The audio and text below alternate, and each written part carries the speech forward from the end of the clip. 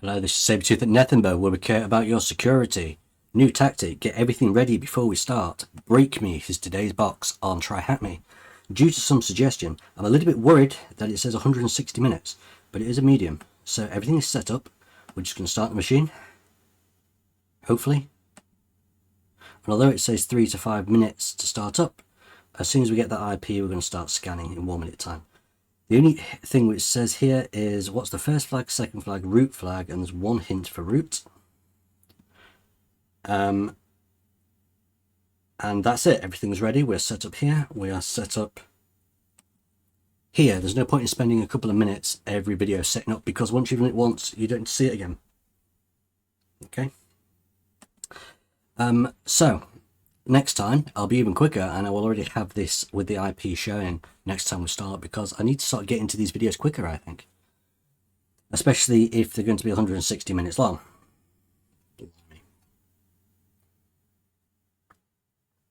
I've got Sultans of Swing in my head by Dire Straits.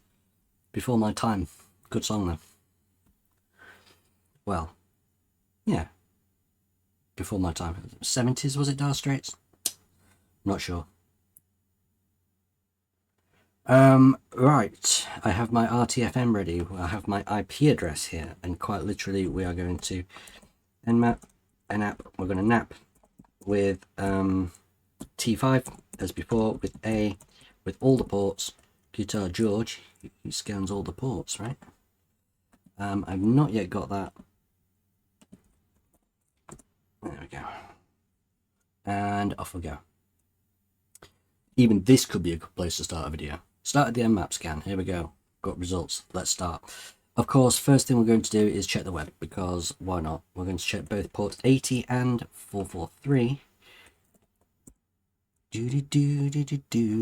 Okay, we've got a default Apache page here, and as well as that, on 443 we have nothing. So I guess we're going to robots, and other than robots we're going to do a directory brute force, and that will actually get us going. As it happens, we have only got SSH and web going, so I think brute force is the way. Shall I just use derb instead of GoBuster? I don't really think it matters as such. Derb's easier, because literally you just put in derb and then the IP address. But having said that, it is using the common word list, so maybe I should get a GoBuster running as well. I'll tell you what, let's do a... Oh, that was Rabbit. That's when we was doing Alice in Wonderland last, okay? So I can basically just do that as well. We've got WordPress and manual straight off. Obviously, with this going in order to get to W, WordPress, it'll be near the end of the list. Let's cancel this one. Good place to stop, dummy. Okay, first thing, notes. I'm sorry if it's boring watching me take notes, but it is so important to do. It really, really is. And I don't take too long on it, I think. So straight off we have... Oh, that's it. That is it. Of course, I've got 100 threads running there, so that's probably why. We have a WordPress directory. Let's go straight there. Obviously, we know what to do with WordPress, provided we can gain access. And as well as that, I guess plugins like and users via WP Scan, or what was the other one? Can't remember the other one. I can never remember the other one. Breakme. Okay, nice. Can you break this box? Happy hacking. Thank you so much. It's truly, truly appreciated. So straight off, we're going to hit up WP Scan here, just because we can. Literally just put that in, and then we can enumerate users and plugins if we need to. Of course, we need URL in there.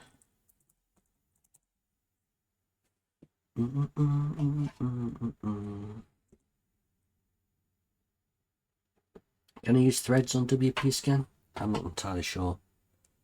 I think I have before.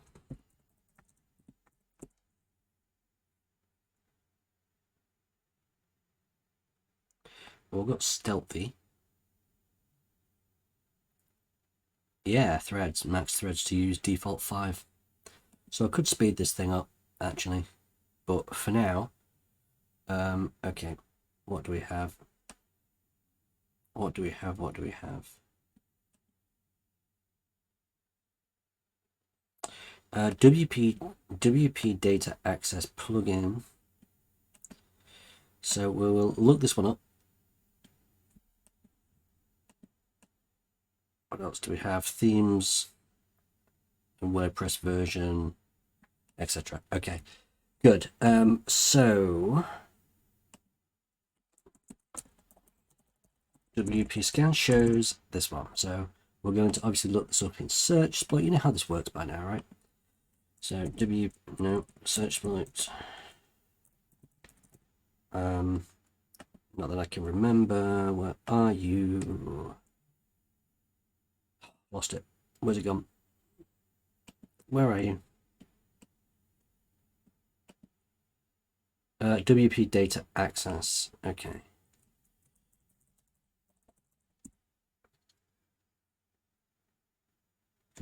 Okay. So let's throw in WP as well and see if that makes any difference at all. It doesn't. Okay. Huh. Fine. So there's nothing really here.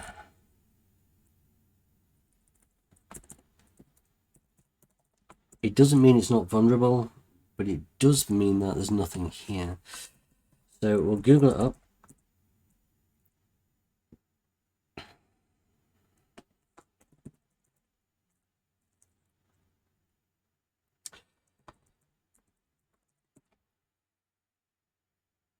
Privilege escalation vulnerability.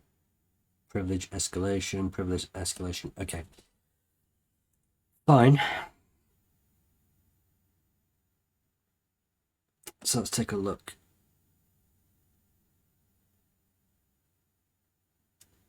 This is due to a lack of authorization checks on the multiple roles update function. It makes it possible for authenticated attackers. Right, I see. With minimal permissions. I mean, I've not tried like admin and stuff like that yet. So let me just make a note of this so I don't forget. And I'll just make a note of that as well. And then after that, we can figure out what to do. I think if we need to change some roles, we're going to need Burp Suite up. So it'd be useful. Let's get that going now. And whilst we're doing that, we can use this again with enumerate users with threads as well. 100. So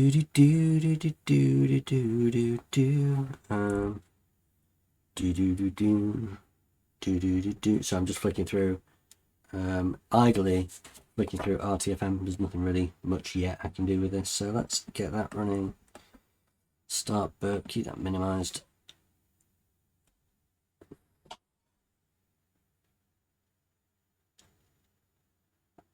Okay, we've got admin and Bob at the very least. What else do we have?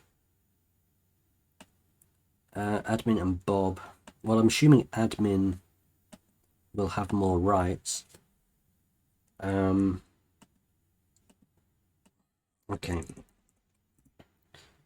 Okay. So I can use, I think I can use WP scan. Oh, I don't like seeing myself in the background, that's weird. I think I can use WP scan to hack in, to brute force these. Having said that, how do I normally do it? I'm not sure. I'm not sure. Can't quite remember how I normally do it.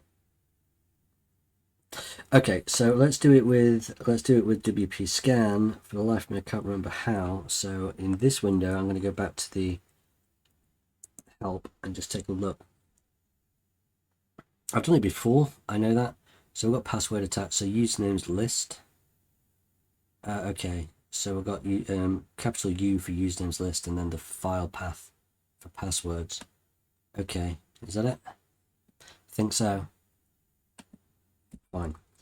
So capital U for admin and Bob, and then capital P for tools, word lists, rock you. Text with 100 threads, and then we'll see what happens here. Go away.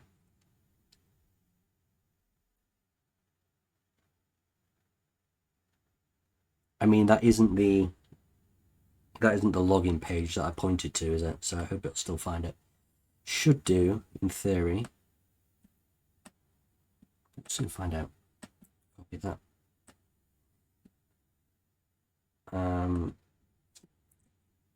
Let me just put that in there. Because we need to be authorized in order to use this, but if we can get in as admin, we probably don't even need to use that either. Oh, good. Password attack on WP login against 2 users. I'm kind of hoping there's no lockout, because if there is, a little bit more complex. Oh my god, how many passwords are there here? Success Bob Soccer. Look at that. Amazing. Okay, well, I'll leave admin brute forcing in that case. This is great. Okay, so back here, wp login.php.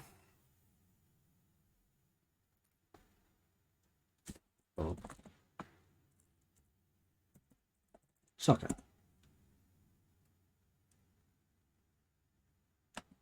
Lovely. Yeah, so we've not actually got rights. Howdy, Bob. Sorry. Right, let's take another look at this then. Multiple roles update function. Enable role management to be enabled for the site. Well, we'll soon find out. We edit profile. Bob. I'm just making myself laugh. It's ridiculous. I'm so sorry. I'm in one of those moods. Bob. So we're going to burp suite and update profile, and we'll see what it comes up with. So there's the cookies.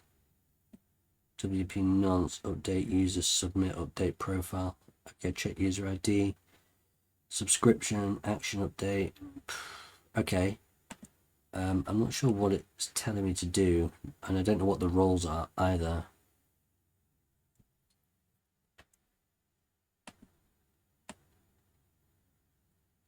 Okay. Data user login. Multiple roles update. Action.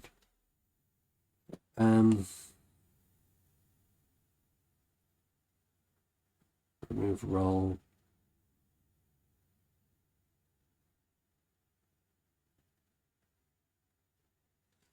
Okay.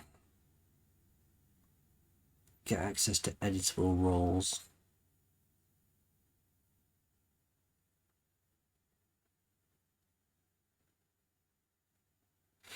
Okay, fine. So let's throw that into the repeater. And let's just do a little bit of a Google.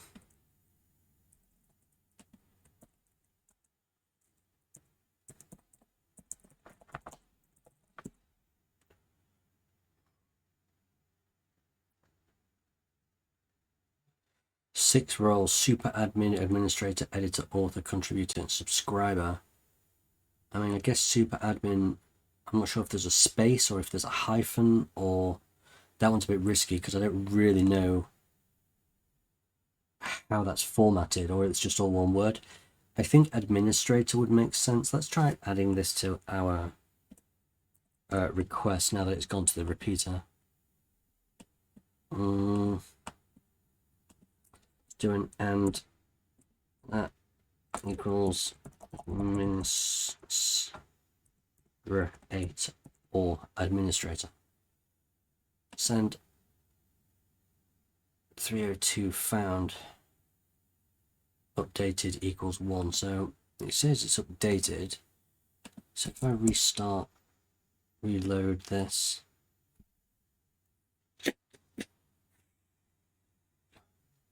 Are you caught by the proxy? You're not caught by the proxy. It says profile updated. Oh, that'd be from the previous one though. That won't be from my... Yeah, this is not actually doing anything, is it? What if I put this in a new window? I think I've broken it. I know it's called Breakme, but maybe if I go back to here. No, not WP add. WP login.php. No response received. Yeah, Bob Soccer.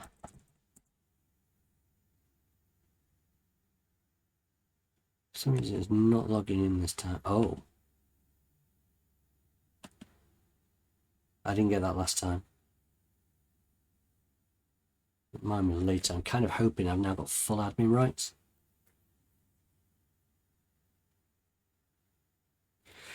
Let me start updating the notes anyway. We can log in and use the above, at least I'm hoping so, exploits on our profile when updating.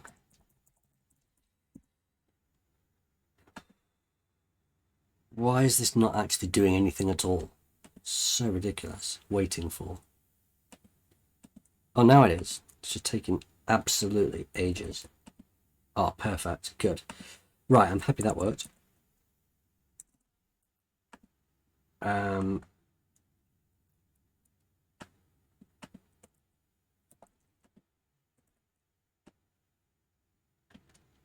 Let's bolden that.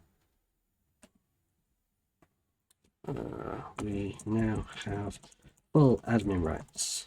Hooray! Hooray!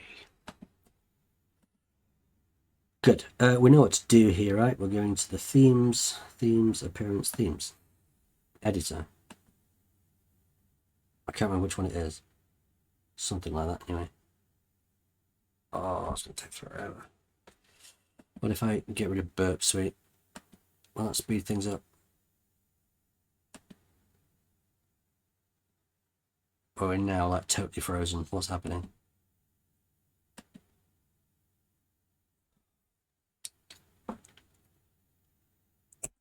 Oh. Oh. Templates, patterns, design. That's not what I want. I don't want the site editor. I do actually want themes, don't I? Okay, themes it is.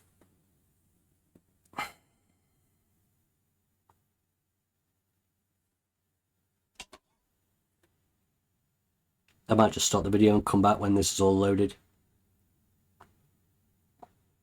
Ridiculous.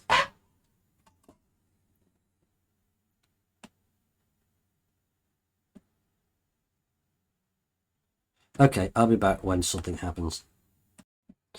Okay, I found it. I was looking in the wrong place. I was going under appearance, but I went to tools, and then I found under tools there's the theme file editor, which is where I'm at the moment, which is quite nice. So let's do that.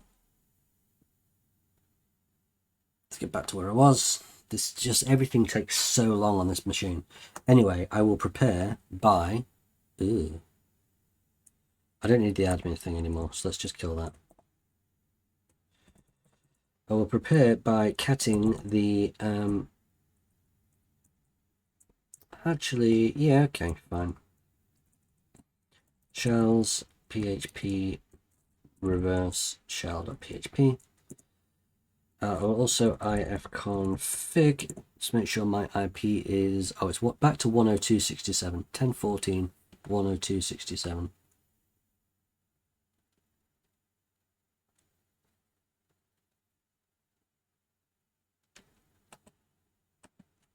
Okay. So what do I need to edit? Good question. Let's edit, I don't know, 2023. And see if we can just find the assets, patterns, maybe templates 404.html. PHP really. Okay, 2021.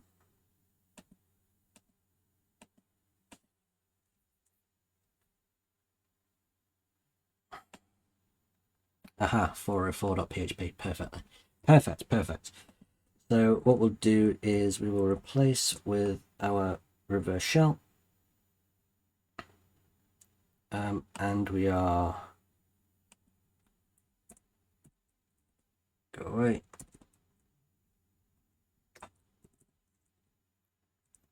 Ten 14 102 67, right? Back to that one.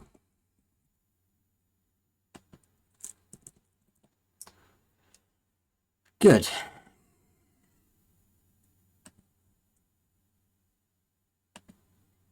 Okay.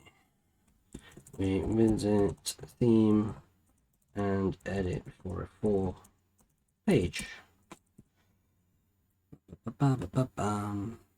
File edited successfully, which is nice. Question now is, where do I find this thing? I think it's in WP content. Is it a themes directory?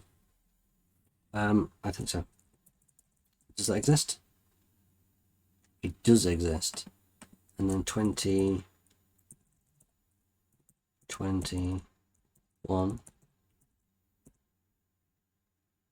Yeah, that looks good because it's 500 error. And 404.php. Obviously, first I need to just double check the ports that I've got here. 1, 2, 3, 4. NCLVP 1, 2, 3, 4. Hopefully, as soon as we load this, boom, we've got a shell as www data. Not bad, not bad. Okay, time to take a breather, time to take a tea, and so on. So far, so good. Let's do CD homes to see who is here. John and Yusuf. Okay.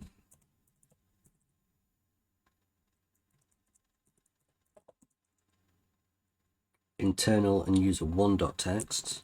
Okay. Okay. Let's go into John then.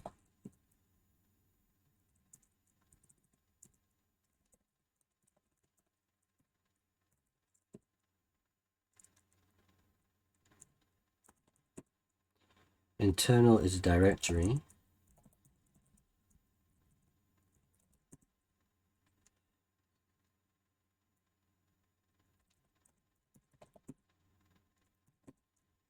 Okay, fine. Okay, so we're going to go to temp, and we're going to get limpies on here because why not? Let's just grab this first.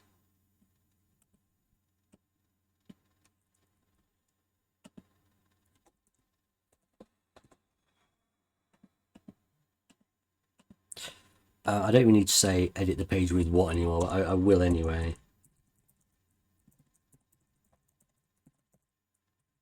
I know. There's an equals in there, but I don't really care. That's fine. Close enough. No, that's going to bug me. Let's fix it. Yeah. Right. Okay, here we are.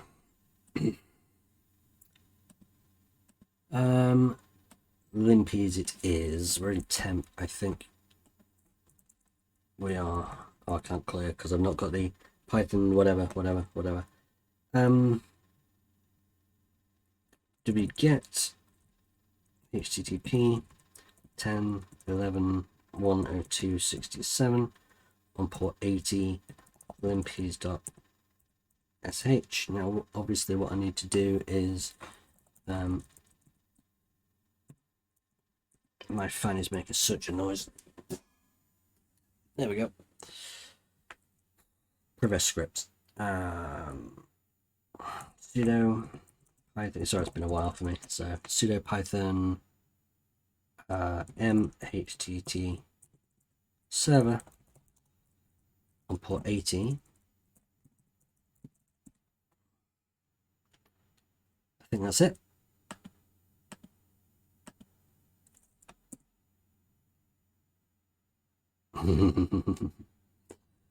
Uh, 10.11.102.67 was correct, wasn't it? 10.14.102.67. Okay, that's not good. I have a feeling that if I do that, it's going to kill my shell. So, idiot. Run that again. Okay.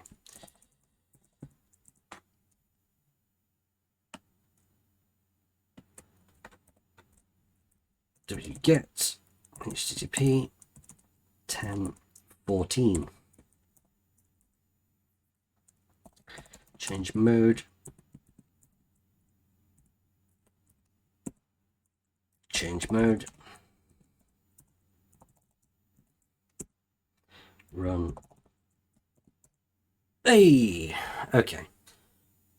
It has been a while, but not that long, thankfully.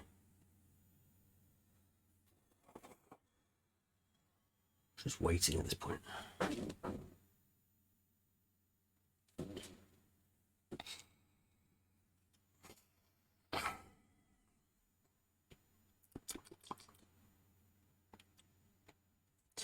Okay, I've given that enough time so that it's not bouncing all over the place while I'm scrolling. So let's take a look. Let's take a look. We've got some exploits as always. Ooh, what was that? Hang on. I don't know what that was. It is still scrolling. It's messing me up. Try help me deployment. Huh. Interesting. Okay. Security credentials. www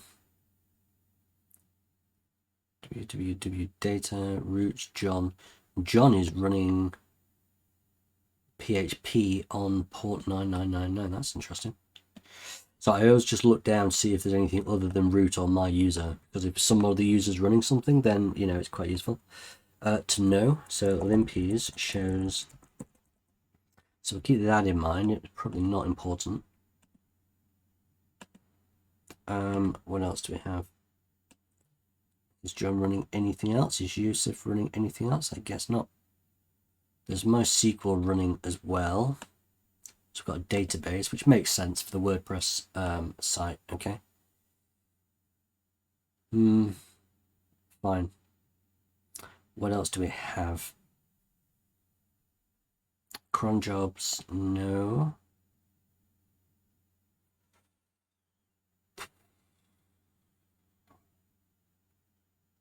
Okay, system timers, sockets here. Never really bother with sockets as such. Routes, www data, routes, nothing by John or Yusuf. That's fine. Then we've got the IP addresses. Okay, so yeah, we do have TCP running locally. So we have a port on 9999. We also have the database on 3306. Other than that, we've just got SSH and the web, which are public. But because these are home IP address, these are local. The database is expected. This is not. Normally, what I would do is use some sort of tunneling through SSH, but because I've not got SSH access yet, I mean, www data, I mean, will I get SSH access? I might have to do it with either Chisel or like SOCAT or something, but the problem is I need SOCAT on this system as well. I can move it, I suppose. I can move it. Do I even have SOCAT on my own system? That is a good question. I actually don't. Now is the time.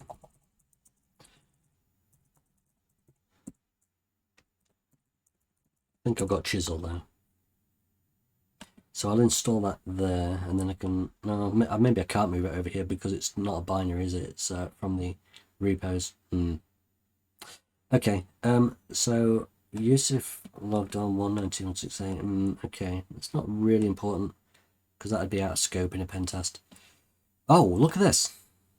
Software information. It actually has SOCAT on the system. That is so Cool. I nearly had to. Oh, that's going to make things much easier. I don't have to use chisel, which is a nightmare. Although SoCat's not much easier. Right, so let's keep looking. We have database password. We can get in the database and take a look around. Maybe get some other credentials in that database. So we'll take a look soon. I do want to know what's on 9999. We're going to have to try that in a second as well. Got a few public keys here, nothing private here. These are all normal GPG keys, not really too important here. FTP. Okay. If you say so. We've got an FTP config, it's just not started up by the looks of it. We've got bash RC. And now looking at SUID. There's nothing really here for SUID, which looks interesting. Nothing really in capabilities except for ping, which has, I think that's normal. Other than that, to look for random files in OPT as well, see if there's anything in opt, because sometimes that's the case, you know, credentials or something. So, sorry for my whistling, I should get a pop filter.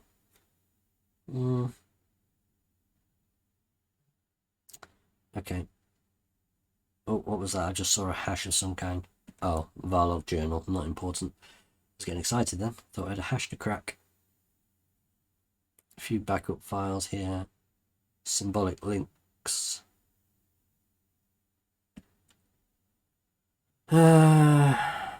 Kismet, okay.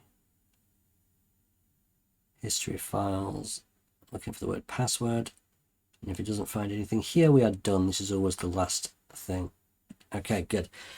Really, I should maybe use SoCat to see if I can access this thing. Oh, I've got the database as well, actually. It's a WordPress database. Maybe I can get admin's password from that. Although it would only be a password hash, wouldn't it? Unless this is the admin.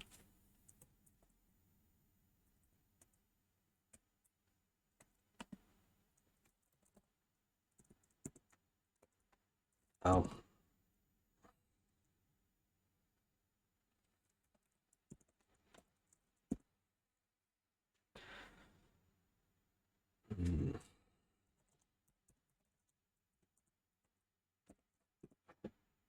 It says super secret database password, so I assume not.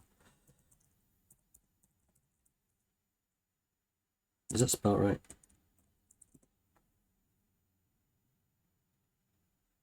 Usernode does not exist. Okay.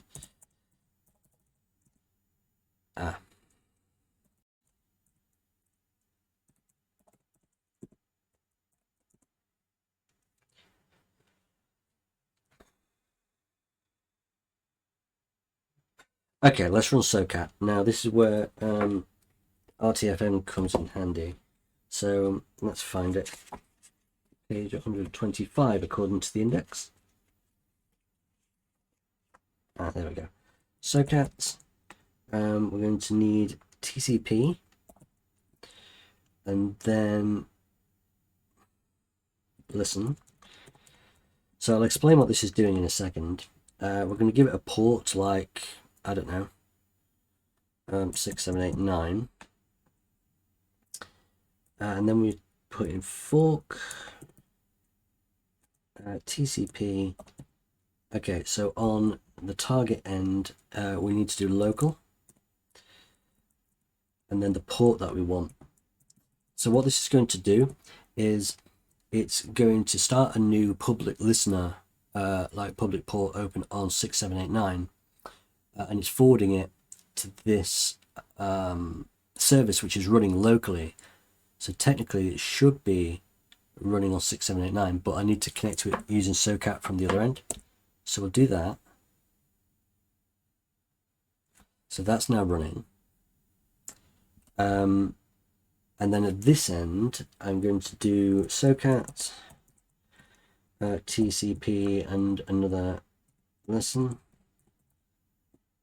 What I did last time? Yeah. So this time it needs to go in reverse. I'm listening on like 9999 here, at least in theory. And then I suppose it could really be anything. It could be anything, but I'm trying to keep the port the same on my machine as it is on that one, if that makes sense. Fork TCP, and then this time we put in the IP of this system, which is this.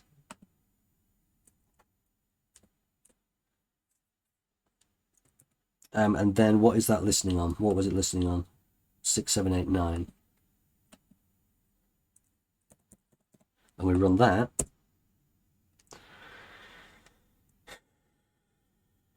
So now, technically, if I go to HTTP local on 9999,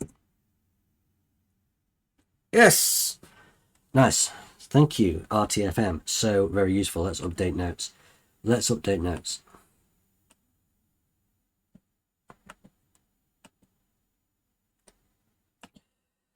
Okay, so is it me or has it just got bigger?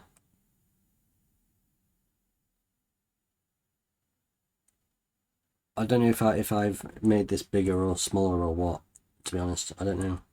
Yeah, maybe that. Okay. What am I doing? socat is installed on target machine. socat. So on target, we do that, which is listen on 6789 and forward to 9999, which is internal. And then on hours, we run this one.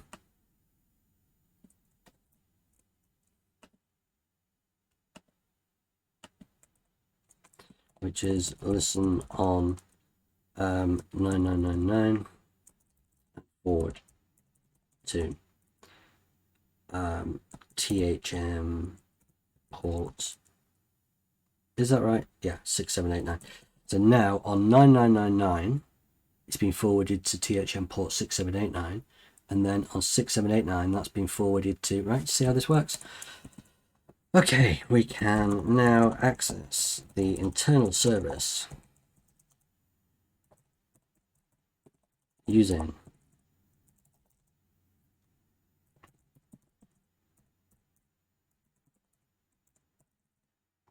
nice. Good job it was a website. I didn't even check that. I guessed it was though, because if you remember, John was using PHP on 9999, so if it's a PHP service, it's likely going to obviously be a website, but I could have sent some things to it internally using Netcat, just to double check that. Anyway, I think we are good to do this. Target IP, username, file. Okay. How does this run faster than the other one?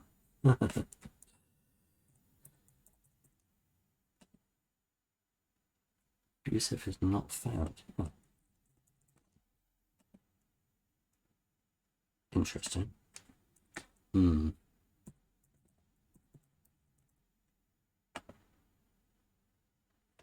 What? Okay, well, there's a bit of good news. It kind of works. Okay, this is a user IP file lookup. Is there command injection here? Because generally there is when you can look things up. You can usually get it to run some of the code somehow. I will actually maybe do a directory brute force and things. So what about if we do user John, and then we'll put in that, and then we'll go ls. Oh.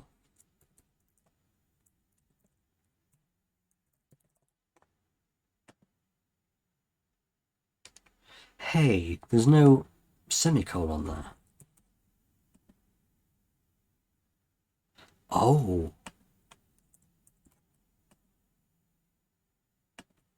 But all of these...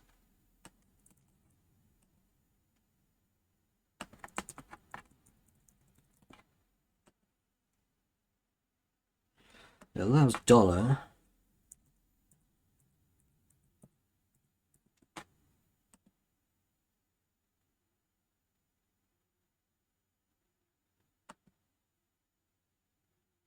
It allows dollar colon and these curly brackets.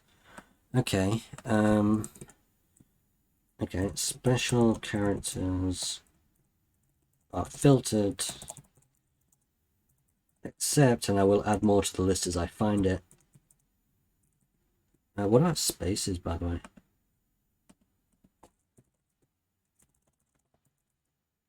Tab. Oh no, I can't use tab. Okay, and spaces. Nice. Well, not nice. Horrible, actually. What about slash slash that, and that?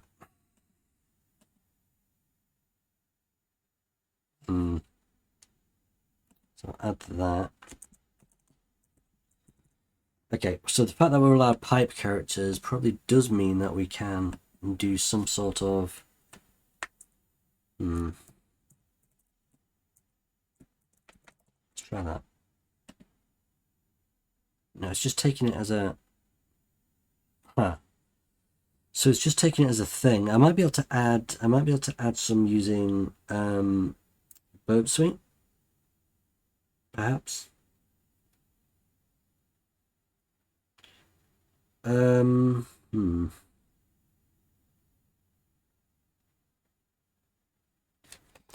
Well, what about if I just go straight into this without any previous? What about on IP? And then check file.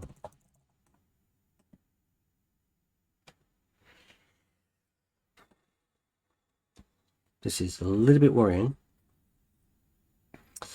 that I'm not actually finding anything here which is useful. So I'm just taking a look at my my thing.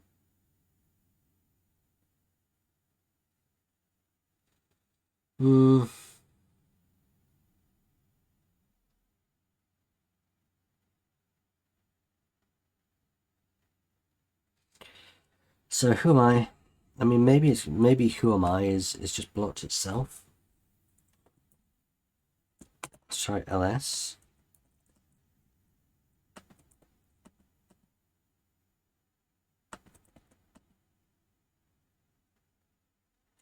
And then I can try ping. Oh, it doesn't allow spaces, does it? It does allow dollars and brackets, so I'm guessing we can actually maybe try this.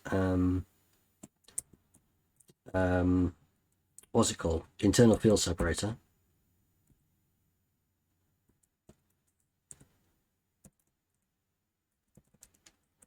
We can try that. I don't think this is going to work at all. Invalid IP address. User not found. An invalid file name.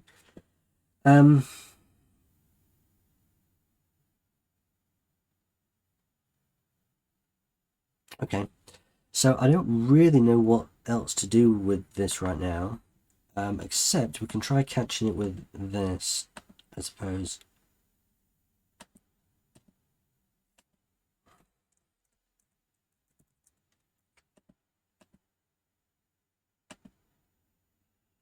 Oh, I see. I think burp is disabled for local. I think burp is disabled for local IPs.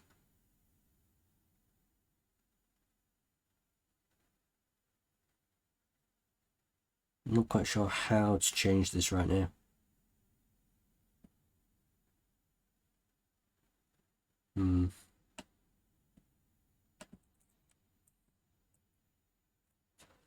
So, I don't know. I don't know. Okay, so I'm just going to try a few random things just regarding... Hang on, let's get rid of that. Just regarding these forms. I'm not going to waste time on video doing this. I think I'm just going to have a little play around with it, and then I'll come back, because there's no point in wasting time. I know you like to see my mindset, but right now, all I'm thinking is, and all I'm going to be trying, is this pipe character using the IFS and see if I can get any command to work. So I'm literally just going to run a list of commands and see what happens. Maybe I can use burp to help me with that, to be fair. I don't know. Anyway, I will be back if I find something. Okay guys, I found something. Take a look at this. Netcat, my IP address, port 8888 is what I did, and it says that it's not found. And although it says that it's not found, my listener shows that it's received a connection. So sometimes this is worth a try. Let's do this again. This is only a few minutes after I stopped.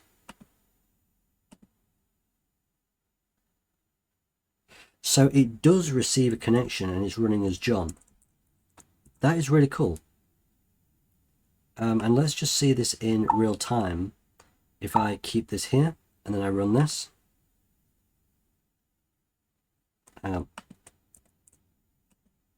There it is. What about if I put in check target? I'm not sure, maybe. Let's kill it and try again. And check target. Nothing in check target. Check file. So I did try it in 2 of them, and it's only the middle one that actually works.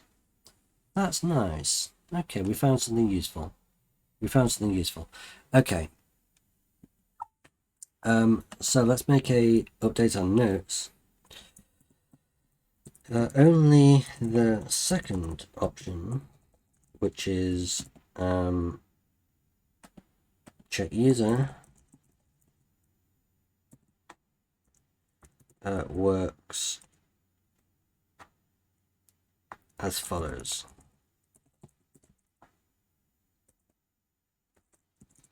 We receive a connection, although it doesn't, you know, it's not an actual proper connection. It just sort of dies. It doesn't really do anything. But the next thing will be to try and upload a new shell, of course, right? So, how do we even do this? Bash shell, perhaps? Should we use wget? Could use wget. Okay, let's make a new bash shell. Now, I don't know what sort of system this is, which is actually quite horrible. I really don't know what sort of system this is. It's not going to give me any output for this, is it? Oh, no, I can't use... can't use dashes, can I? So...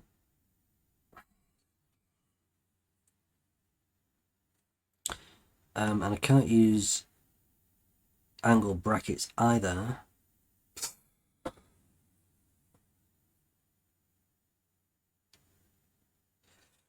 I mean, I assume it's the same as...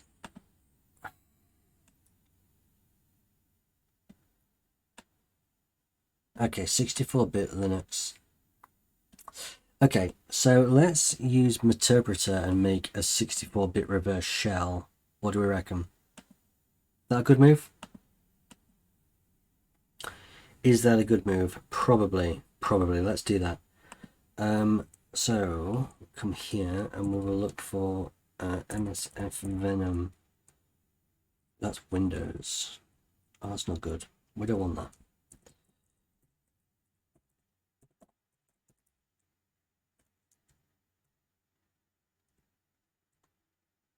Java, Windows,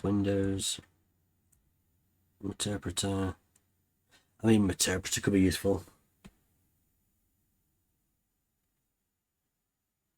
Interpreter could be like really useful.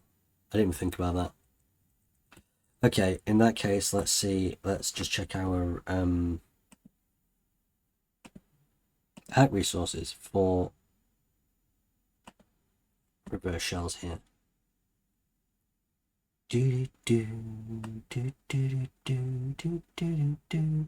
Windows, Linux, 64. I really would love a interpreter. Is this? That's not interpreter. Okay. Well, let's get down there then. Interpreter web. Stageless, staged.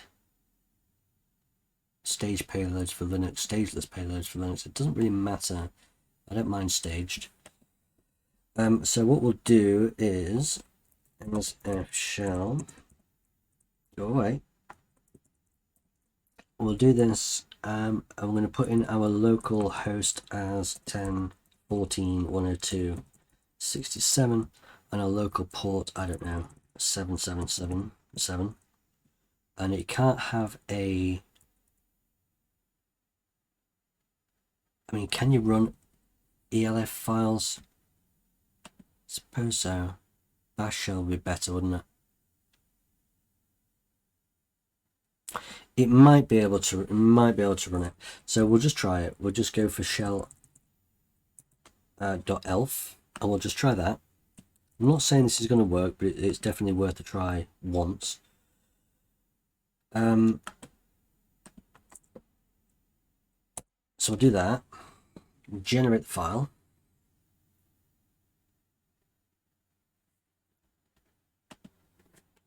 Kill this.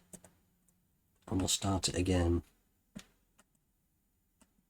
Oh, hang on, I can use slash. Can I use slash and colon? I can use slash and colon. This will work. Nice. Okay, that's good. I was a bit worried that it wouldn't. I wouldn't be able to with wget, you know. Where am I? Here. So we're going to run this again. Right, this is going to be interesting if this works. Okay. We are going to now wget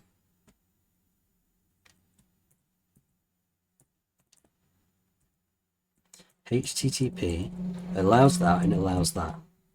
One, does it have dots? I didn't check dots. Oh no. Don't know if it allows dots. So 10, 14, 102, 67 shell.elf run. Yes, it's picked it up with the 200 code. Nice, nice. We need to make it executable. We can't do, hang on, what would we normally do? Change mod plus x shell.elf. Now we can't use plus x. So what about if we change the mode to 777, which is executable for all? That could work. Okay, so let's put in IFS here and again here.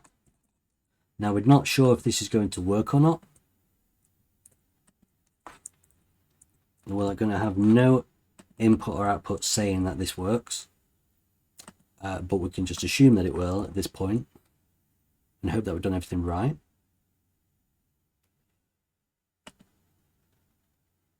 Okay, so that should be executable now. So all I need now is a Metasploit listener.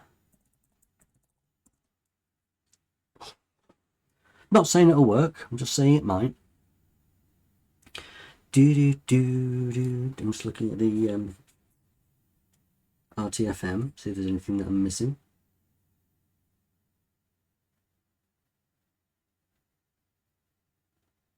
Don't think so. Do, do, do, do, do, do, do. Oh.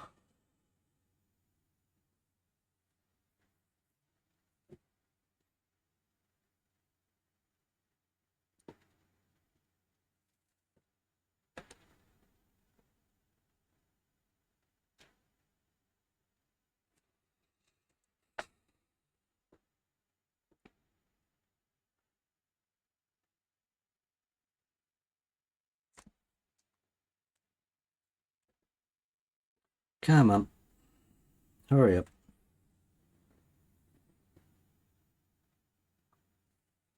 Can't believe that there's no SSH so far. If this crashes or something and having to go through everything again. I've got my notes, it shouldn't be too difficult.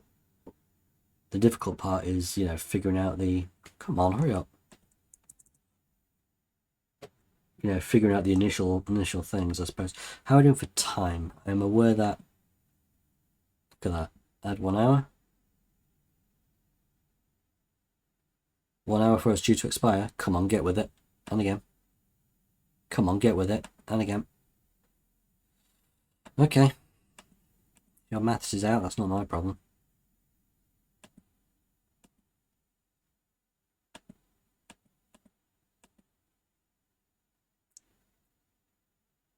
Oh, I see. It's because it takes a minute to get the IP, so it's a minute from then. Ah, I understand. Or at least I think I do. And whatever. Oh, good. There we go. So, use multi... I must remember, though, that I don't let it expire, because otherwise I've got to go through everything again. So, set payload. The payload is this. Okay.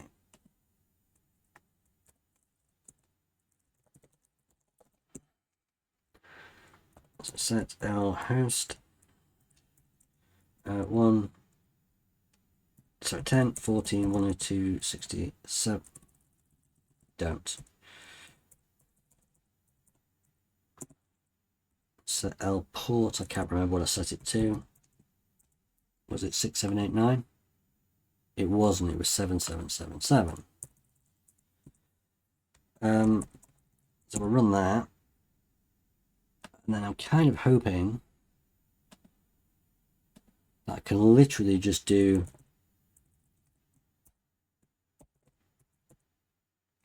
shell.elf.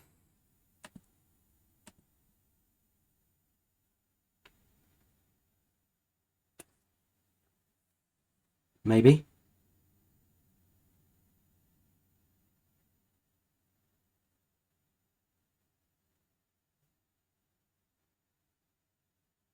No? I've got to go through this again. I'm going to stop the video while I get back to where I was. Come on, you can do it.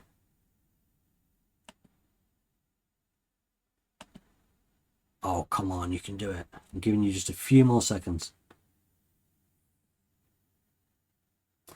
Looks like I can't get a interpreter shell. That really bad.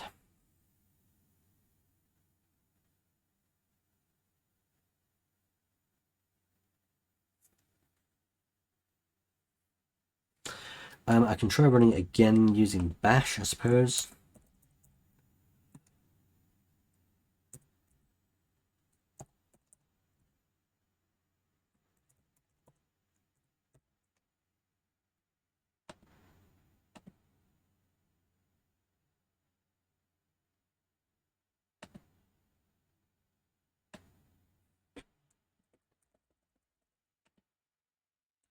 Okay, let's kill that.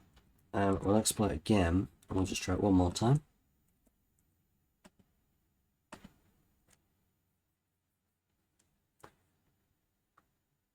Don't seem to be picking it up this time.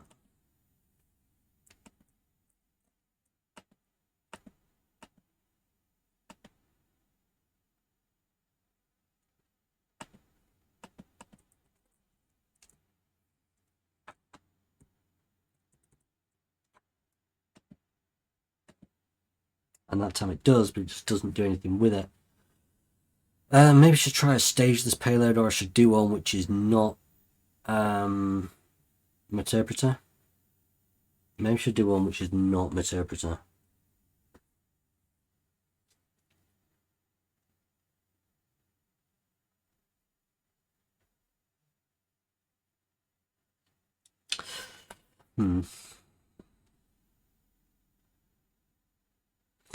Okay, so I'll tell you what, I'll try something different. I think I'll try something different. So I'm going to get to hack resources and reverse shells. So I've just thought of another way of doing it if I've got access to the pipe. What if I try and do something like this? Does it allow...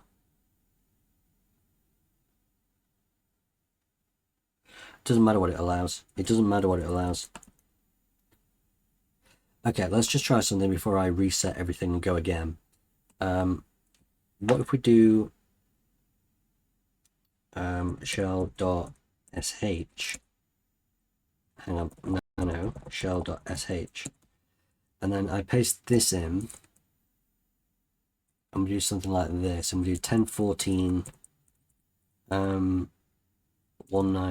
no, what am I doing, 102.67, and I'll show you how this is going to work. And we'll do this on port 7778, okay. I'll show you how this is going to work. If I use curl, hang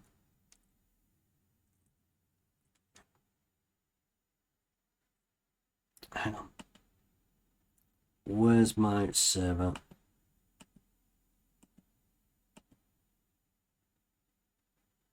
Where is my server? Here. So that's in Breakme. So if I do curl HTTP my own IP 10.14.102.67 and then put in shell.sh, what's going to happen is it will show me this. Now if I do this and pipe it into bash, it should then run it as a command because it takes that command and runs it, and then I should be able to get a shell. Does that make sense?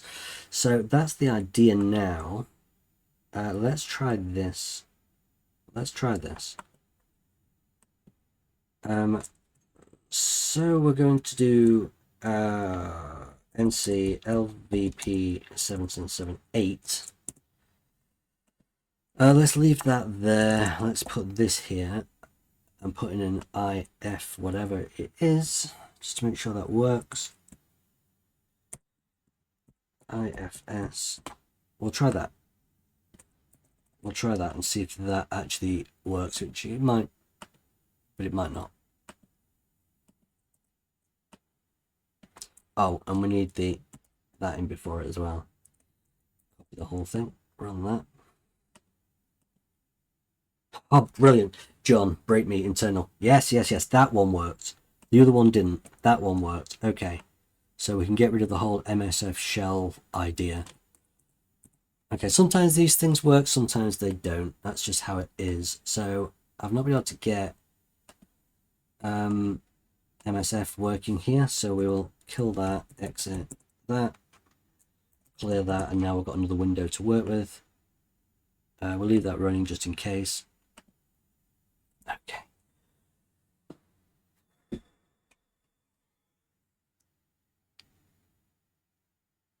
We're now John, and we're not only John, but also we should be able to now add an hour to our thing. 160 minutes. So I've been 70 so far. Oh no, don't terminate, don't terminate, don't terminate. Wrong one, wrong one. That's better. That could have been disastrous. That could have been awful. Thankfully, there's a pop-up confirmation because I just saw the red button. I was like, ooh, red, click it. I'm an idiot. Okay. Next one. So, ls. Oh, there's my elf file. What is my working directory here? Home John. Oh, internal. That's it. That's the internal folder. That makes sense. Okay, nice. So really what I could have done is maybe I could have replaced index.php. I didn't even think of doing this. Replaced index.php with another PHP reverse shell and just done it that way. then once I've reloaded this page, or I could have uploaded another page using wget. Maybe I could even now, do you know what, I've got to try this, because I will kick myself if I don't try it. I need to test if this works. I need to check if this works, because it's going to make life a little bit easier if it does. What if, go away, what if I do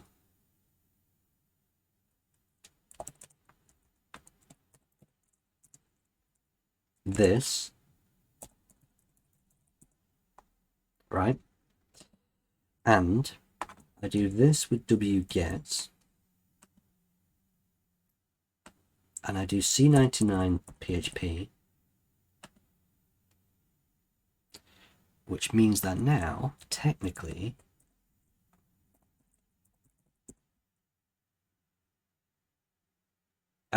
C99 doesn't work. But do you see what I mean? You can do like a reverse shell or something this way, get a PHP reverse shell, rather than doing bash. Much easier.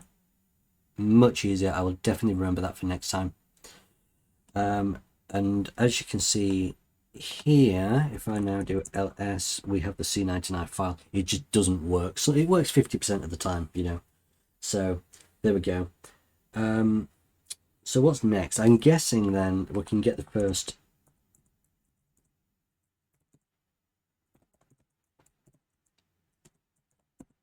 We've got the first flag.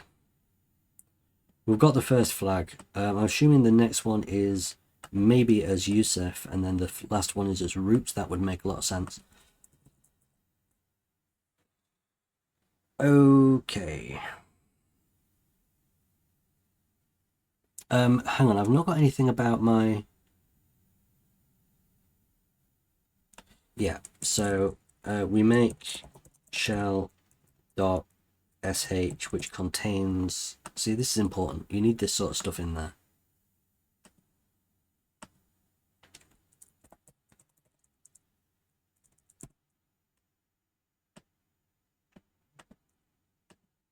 You need this stuff in there.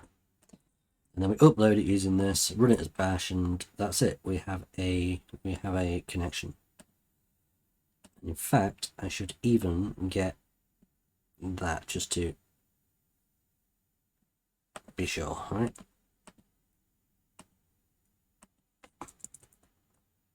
Okay. But a dot dot dot shows a break in proceedings there. First flag is ours.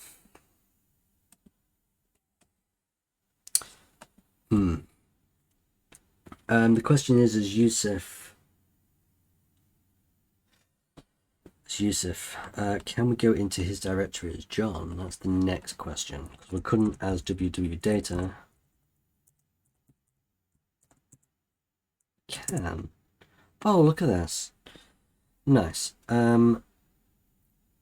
Okay, so what's buzzing? Something buzzing. Where's my phone? It's not this side. My phone's over here.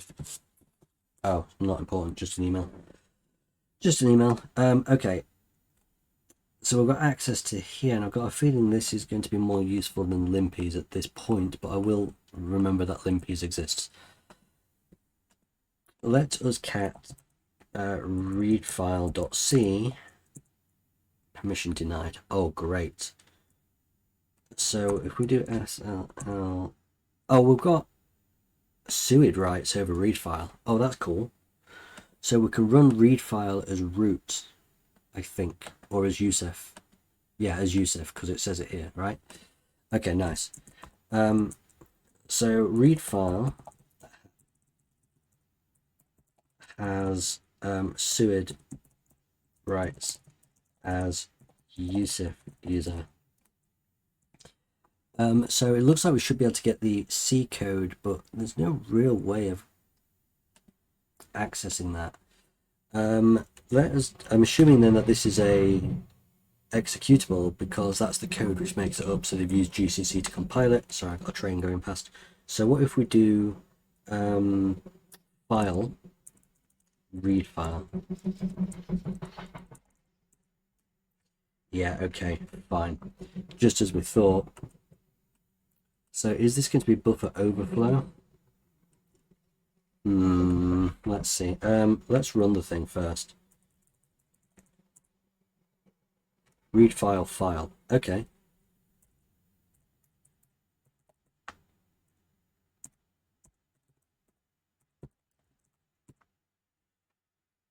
Guess you won. So we read the... I mean, we've got access to this file anyway, but I just thought I'd try it just to see. So it shouldn't have access to the shadow file because that's owned by root and this runs as Yusuf, but we can try it anyway. Read file.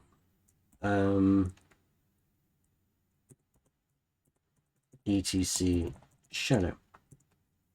Nice try. Okay. Right.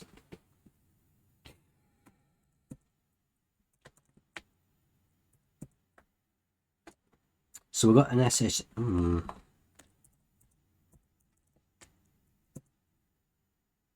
We've got an SSH key in here somewhere, perhaps. Is there also like another flag somewhere in Yusuf? I mean, where would that be?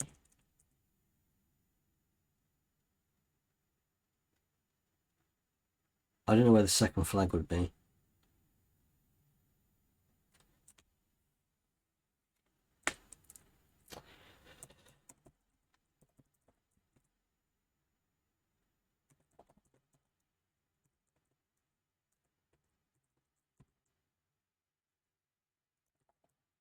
That's one would be good. Oh. It's not what I was looking for. It's definitely not what I was looking for. Did that wrong, didn't I? Anyway, forget about where the thing is. Let's actually just see if we can... Okay, strings. I forgot all about it. Read file. Okay, let's take a look at a few through some of these strings. Let's see if this gives us a clue on what we're meant to do with this. Because we can only run... Oh, I can just try and grab the SSH key. Am I stupid? Right, I'll read those in a minute. Let's just try and grab the SSH key. I assume it's IDRSA. It generally is. So, read file...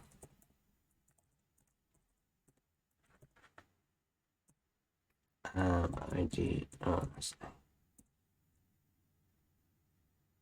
oh.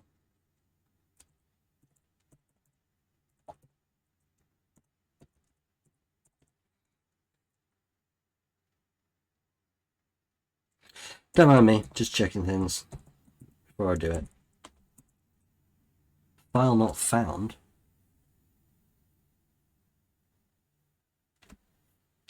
Huh. Really?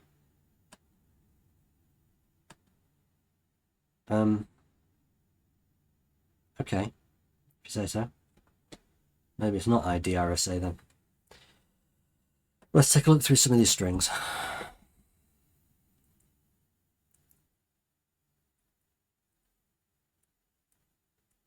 Failed to open the file. Oh, I could just read the read file, couldn't I? And then see how this code works. Failed to open the file. I guess you won. Nice try. IDRSA and flag. You can't run this program.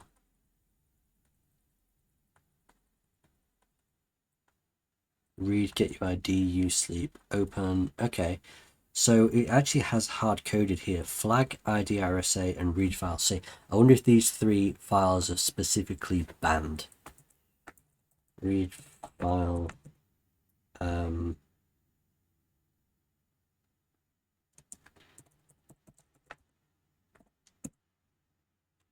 Nice try.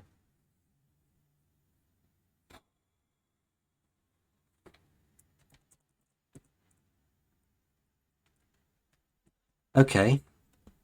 Well, that's fun. Right, so let's copy read file to internal. What? Oh.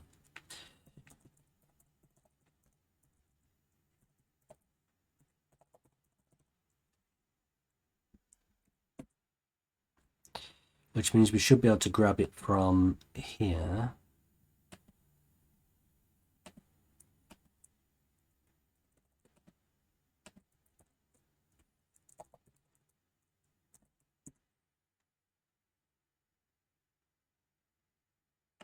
What? Or not, as the case may be. Huh. What is happening?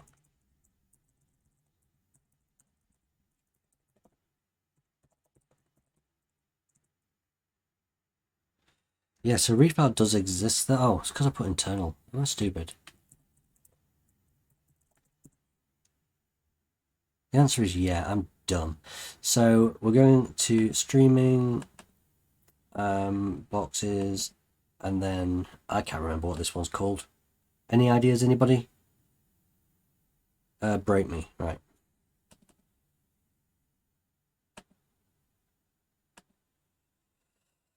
Okay, so I've got this thing on my own system now over here.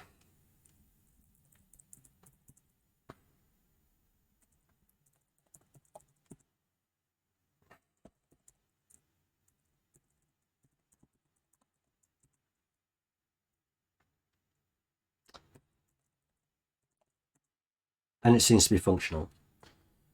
Okay, so let's actually try and disassemble this file. I hate disassembling files, but if I can't read the C code and I'm gonna have a rough idea of how it works, I may just have to. So we're going to use Hydra, not to be confused with Hydra. I don't know if the G is meant to be pronounced or not.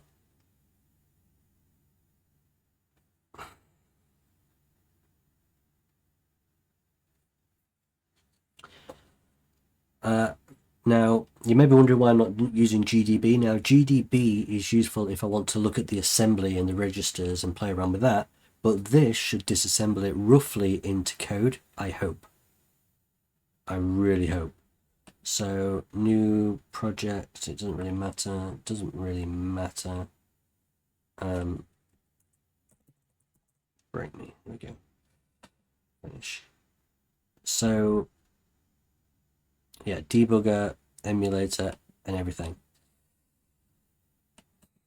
So I need to get this code into, get this thing into here. So I'm going to go here and then boxes and Breakme, and I think I can just drag it in. I hope. It's been a long time since I've used this thing. Yeah, okay. I'm happy with that. Nom nom. Importing file. This is where things could get really rough. This is where things could get extremely rough. Oh man, I'm already not liking this.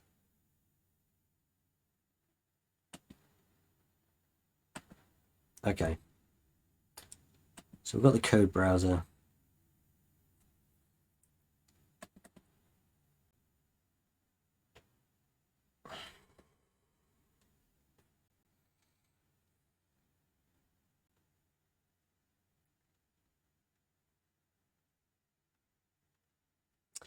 Do we have the file? Oh, it doesn't work like that. I need to drag it in here as well, do I? There we go. That's fine. File name already exists. Well, okay. That's fine. Doesn't really matter what we call it, as long as we can actually see what it's doing. Yeah, let's analyze it. This doesn't look nice at all.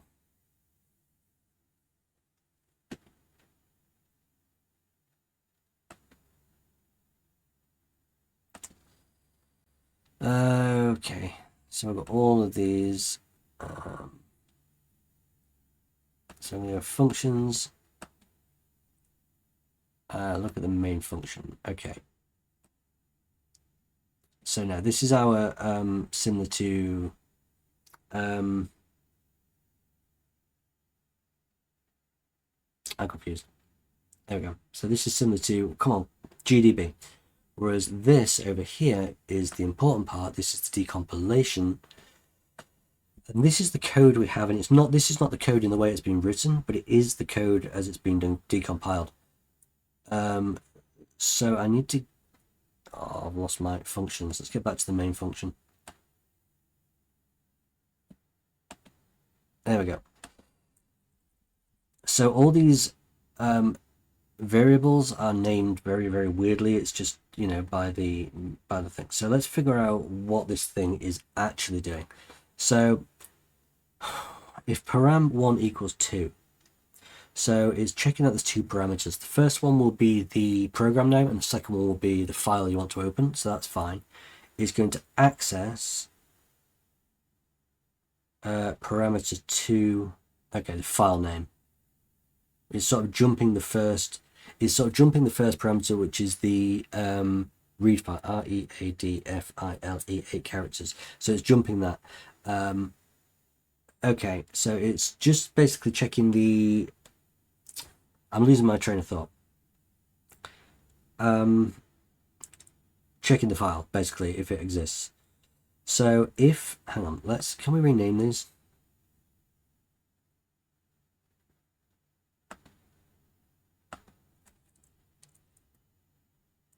I'm not sure if we can. Yes. File existing.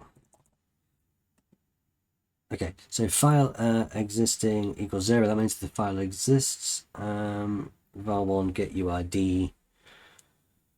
It's getting the group basically. If you do this, these are the groups, and there's my GID 1000. What this is doing is it's getting the 0x3a. Now, can I change that to decimal? 1002, right? Is making sure that I'm the user 1002. Now, if I go here and I go ID, then as John, I am user 1002. So you can only run it as John. So far, this is making sense. I'm not sure how much of this to put in my notes or not, and whether to actually explain all this as I go, or just rely on this video. Do you know what? I'm actually going to do that. As in, just rely on this video. So we move to the internal folder and use this to download the code.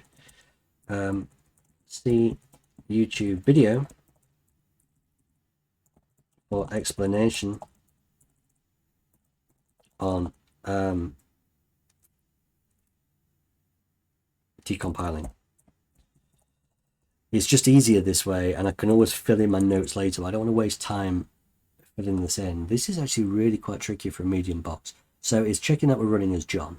Okay, it's saying it's checking if that second parameter is flag or if it's IDRSA. Okay, is that right? It seems to be. So it's not allowing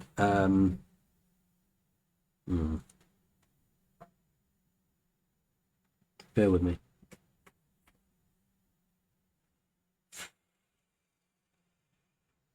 Right, it's checking to see if this is flag. Okay, so I'm just gonna, I don't know. Let's just rename this as is it a flag? Is a flag or is a SSH, right? So that is now says if it's a flag or if it's an SSH. It's got that stored here. Now lstat. Lstat is a bit of a pain. Not entirely sure. I'm not a C coder. I've dealt with it, but I need to know what lstat is because I haven't got a clue. It should be the equivalent of stat. Well, I know what stat does. It should be the equivalent of stat, except when the path refers to a symbolic link. I didn't even think of doing that. I could have created a symbolic link from one file to like the SSH file or something, and then tried to access that, but it's already checking for it. Oh wow, okay, it's already a step ahead of me. Fine. Code shows that. George, can I take a copy of all this code? It's just gonna be a little bit easy, although I can't really rename it, can I? I'm doing that.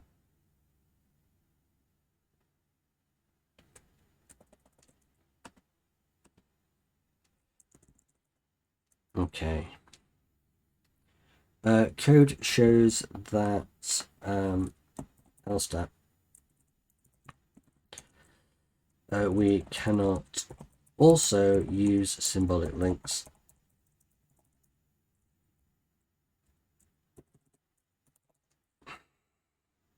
Really, I should rename all these first and then make a copy of the code. So I'm going to do that. Let's keep going. Where are we? Is a flag, is LSTAT. So is it a symbolic link? Okay, local LC. So it's storing that in 4B8. Is that right? It's saving it to local 4B8. So this is like is symbolic. Okay, so it's just checking if it's a symbolic link, and I think this is where it maybe where it bans it. So look, what it's doing, it's checking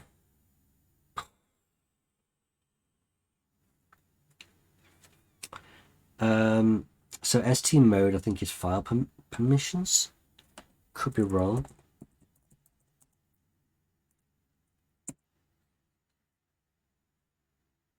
Been a long time since I've worked in C.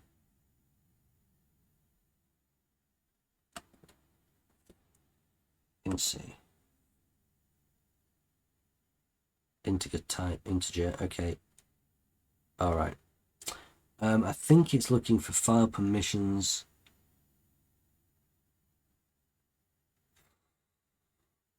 Right, so what it's doing F000 in hex, right? So if this was moved to binary, you'll see that it's just the first 4 bytes here. So it's checking the first 4 bytes, and it's checking whether the first, sorry, not 4 bytes, 2 bytes. Yeah. So it's checking whether the first byte is because if you think about binary, right, it's got like 1 byte is 4 bits. Well, it's not, it's 8 bits, but you know. I know what I'm talking about. I'm sorry if it's not very clear. But what's happening is you've got 4 values here, and if it's FFFF, it means that these are all 1s, and as it happens, it's just checking the first, let's just say the first few, to see if it's A0. Now, I think A0 is, to copy this, I think A0 is,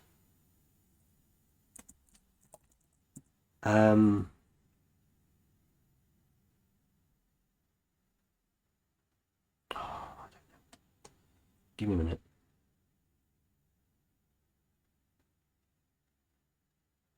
I mean, if I look for a file type, if I look for a file type with A0000,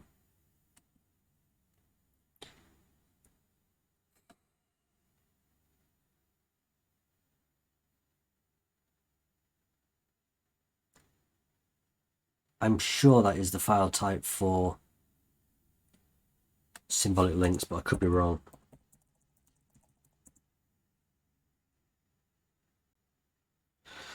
Symbolic links, A0000, yeah. Actual content of a symlink file.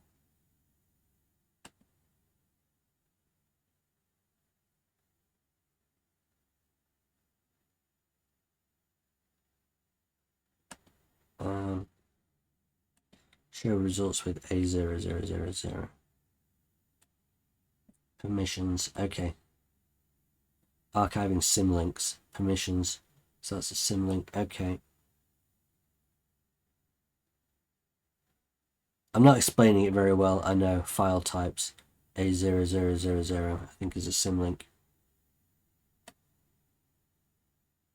Okay, so moving back to this, it's just checking whether it is a, well, A00, yeah, it's fine.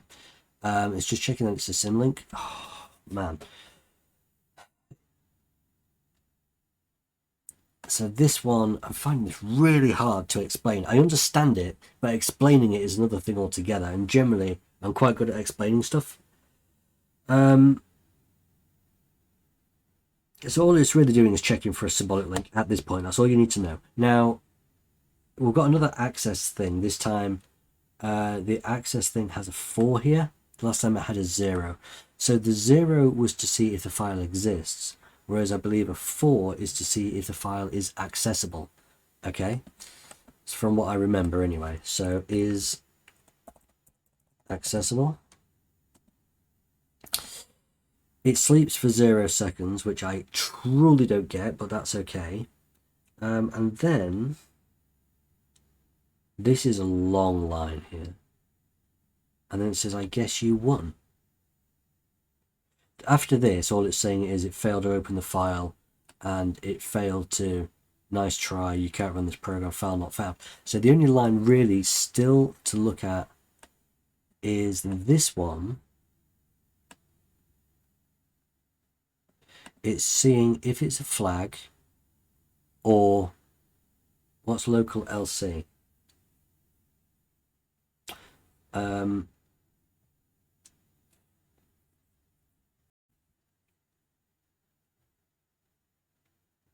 So I'm not sure what local LC is, but it's checking if it's a flag and it's checking if it's accessible here, if it's SSH. It's not allowing symlinks, it's not allowing... Right, so the question is, now that we kind of understand how this works, not entirely, but kind of, how do we actually use this to our advantage?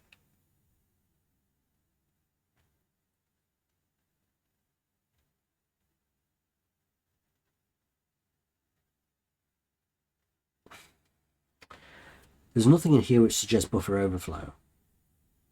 I mean, look, it checks for the word flag or IDRSA up here, but it doesn't actually action it until down here. No, that's going to make any difference. Symlink, however.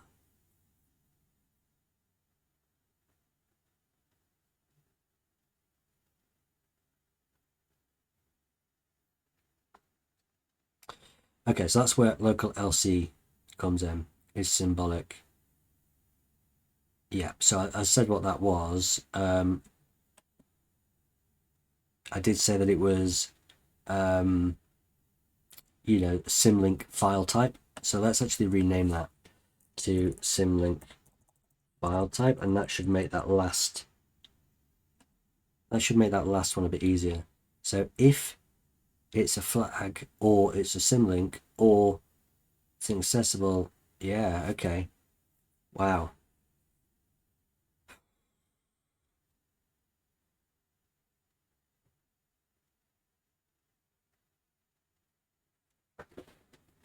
Okay, there's 2 ways I can think of maybe doing this. 2 ways I can maybe think of doing this. And they both involve what's known as a race condition. So either, the first one won't work, but I'll tell you what it is anyway. If we had a file called flag, when it comes here, it won't let us access it, right? Because that'll already be set.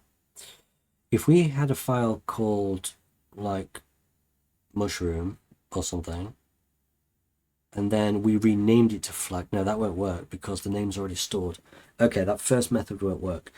The other method is very clear about symbolic links. What about if we use the same idea here? So if we have a file which, let's just call it my file, right? We'll just call it my file. If we do my file, doesn't contain the word flag, it doesn't contain the word IDRSA, and it's not a symbolic link. So it will open and say, I guess you won. That makes sense? What if we did a file called my file, which is a symbolic link, but over here where it checks for it, it's not a symbolic link, and then here when it runs, we turn it into a symbolic link. How do we do that? Because you can't change it. The idea is a race condition. This sleep statement is only for 0 seconds, so it's obviously not going to sleep. But between it checking whether the file is a symlink and running the file, we could change it into a symlink. I think it's going to be really quick. I don't know if we can time it right, but we have a file which exists, so it's allowed. It's called my file. It's not a symbolic link. It passes this check. During this code, this sleep and whatever here, to make sure it's accessible, during these two lines here, what we do is we turn that file into a symbolic link. So it already has it that it's not a symbolic link, so it runs the file, which means it will grab our flag or SSH key or something. Oh my god, that's going to work. The question is how. How do we do it? Let's update notes. This is what we need to do. This is what we need to do. I just don't know how. Okay. Let's also update this code as well. This is interesting. I'm not sure how to do this. I'm going to be honest with you. I really don't know how to do this. How is this only a medium system? That's my question.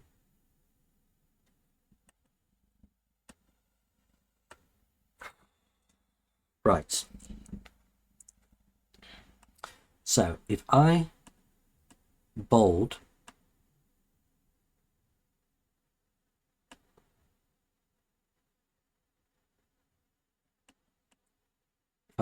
this, and I also bold this,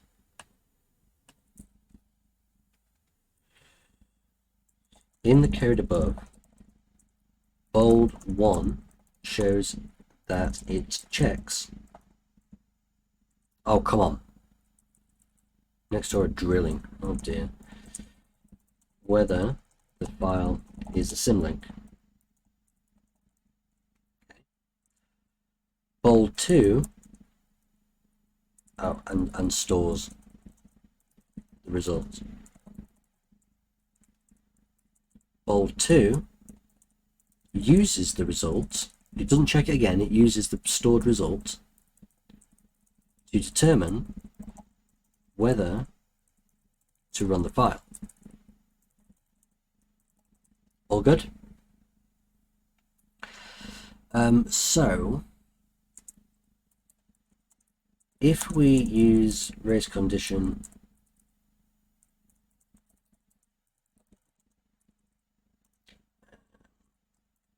bracket, if we are able to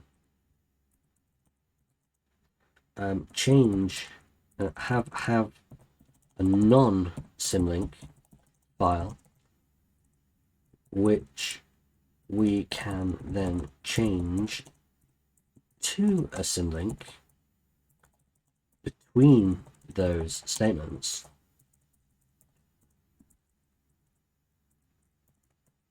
in brackets race condition, we should be able to load, I don't know, ID RSA, because that's what it's got access to, right?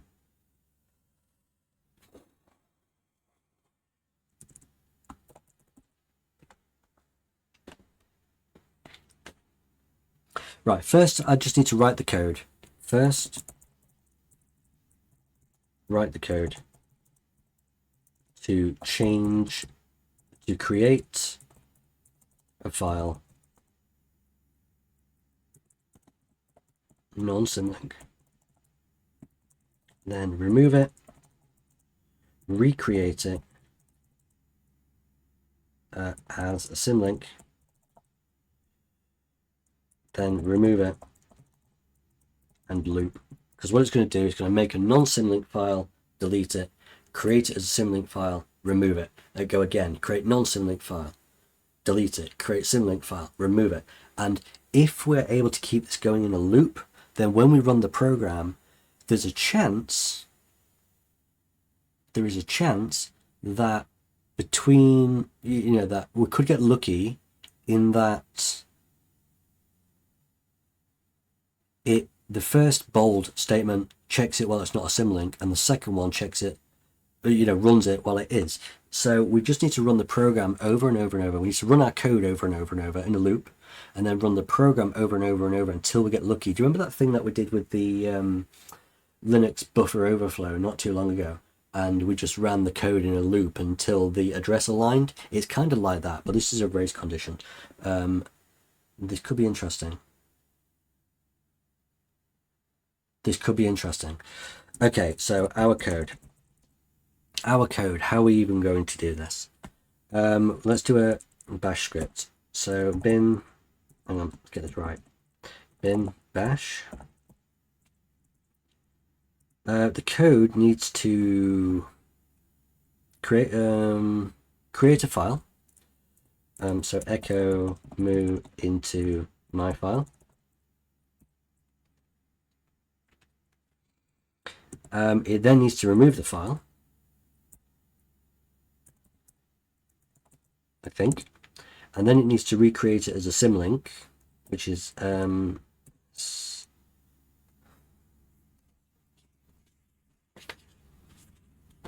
on, looking for symlink.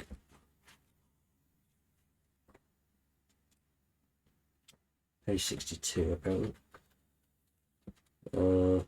S target of link file to link. Okay, can put an F in there to force things if I want. It's not the worst idea in the world. Hang on.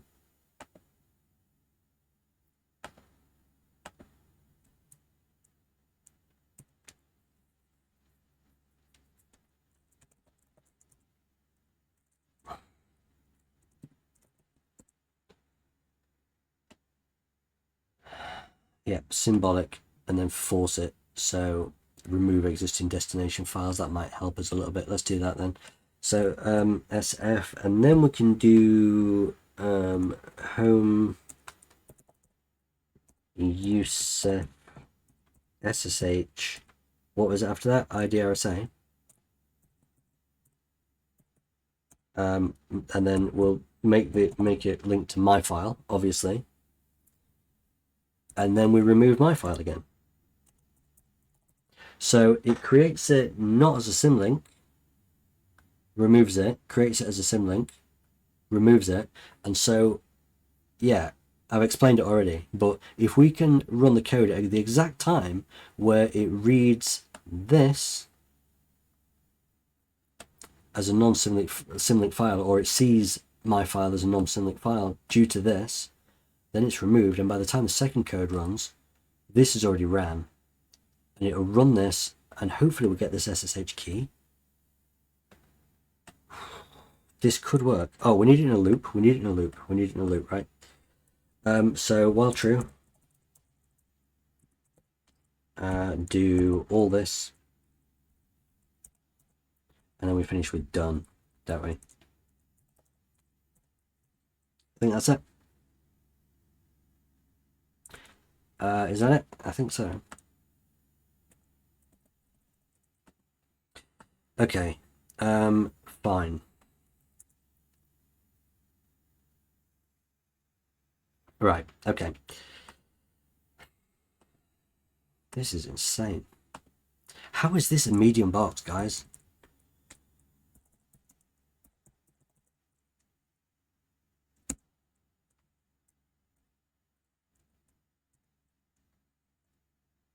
Don't think I need that.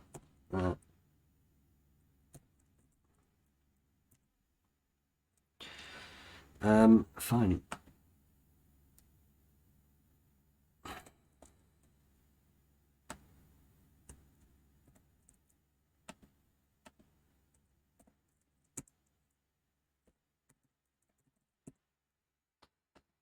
So let's get back here.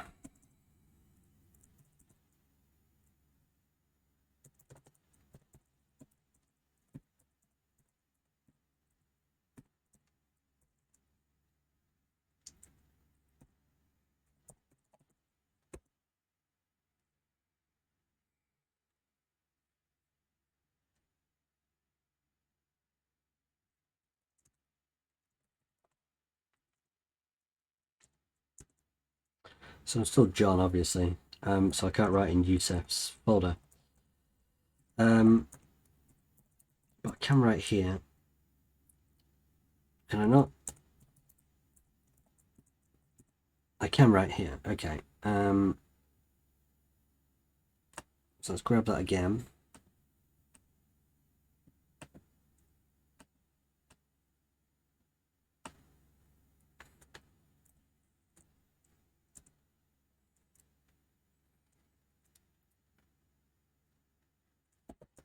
I don't think that's going to matter. So if I just run this now, it's going to just keep running and my access will be pretty much booked, I guess. So what if I do... No, I don't. My file doesn't need to be the name of the script, does it? Does it at all? So let's move my file to script.sh. Okay, so it's going to be creating my file and then deleting it. So I don't want to overwrite, obviously, my own script. That was dumb of me. That's fine. Let me just change that over here as well. So move my file to script.sh,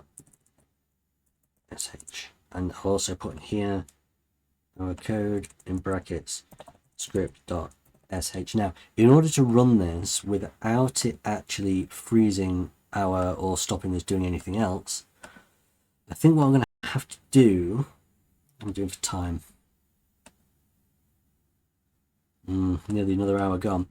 I think what I'm going to have to do is run bash script.sh, and then if you put this, I think it puts it into the background, but it keeps it running, I think.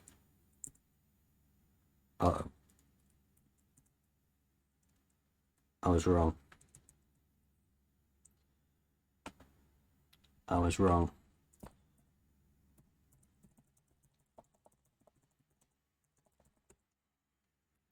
I think it's maybe a single ampersand instead. Yeah, just one. That's it, just one. I don't want to get this wrong, you see. At first, I should actually run it on my own system, just to make sure it actually does work.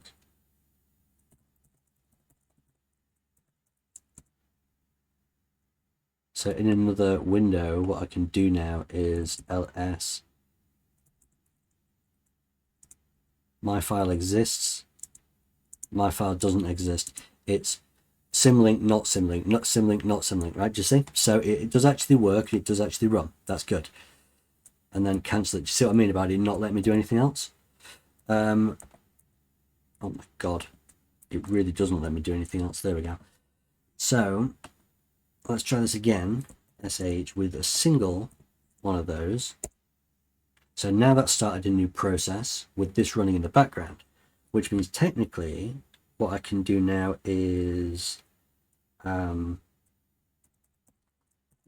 usef read file like that, I guess. Oh. This is where I could do with a Python thingy, like terminal.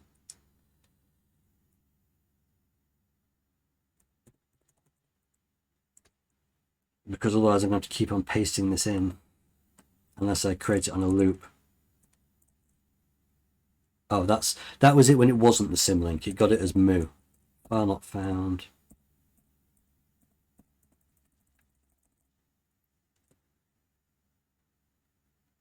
Literally just running it a few thousand times. See if I can get any sort of key out of this. It's just holding paste, really. And if this isn't working, then that's not good. I must be doing something wrong.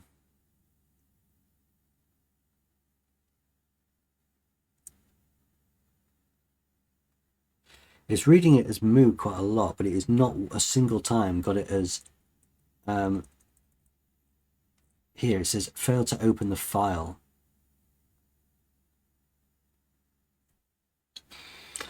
So I think I've got the right idea. I just must have done something wrong.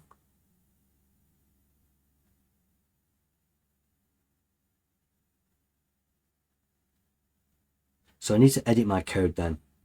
I think I need to edit my code. Okay, good. So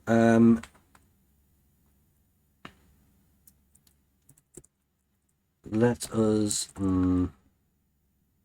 change it here. Nano script. No, it's not in shells.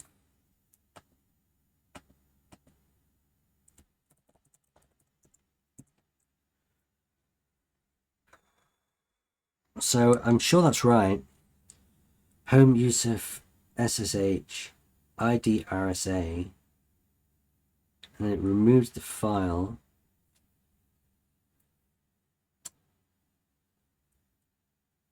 What if I just change the order? What if I change the order and we do this and then remove my file, and then, I don't know, create...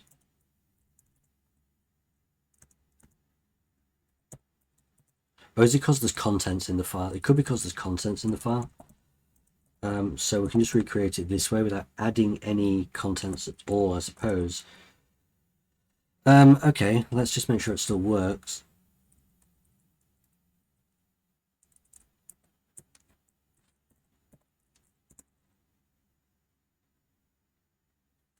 Oh yeah.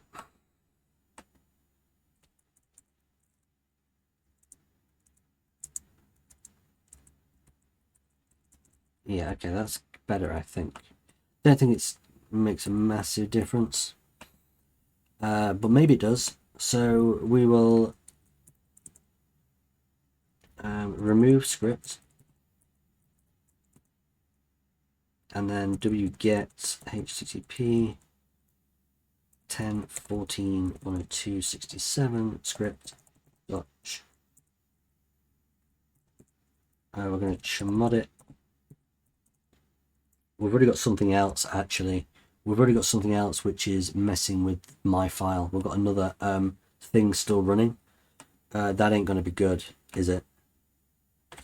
So we will nano script and just change it one more time and just change my file to my file 1.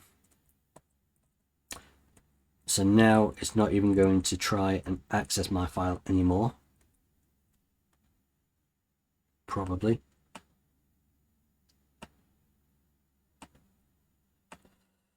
Okay. So we'll just grab this one more time.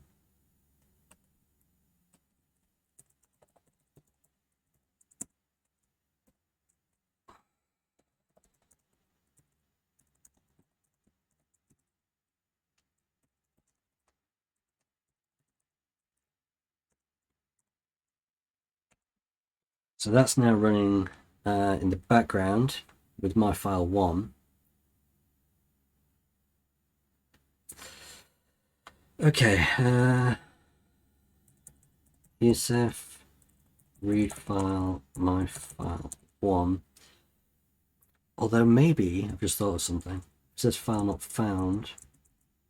Oh, look at that. Come on, here we go. That's incredible. So let me just copy this script. It could be because there was something in my file 1. I'm not entirely sure what the reason was.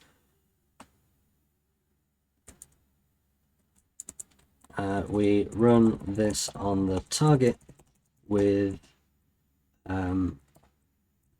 bash script .sh with that to background it. Then ran the read file manually a few times.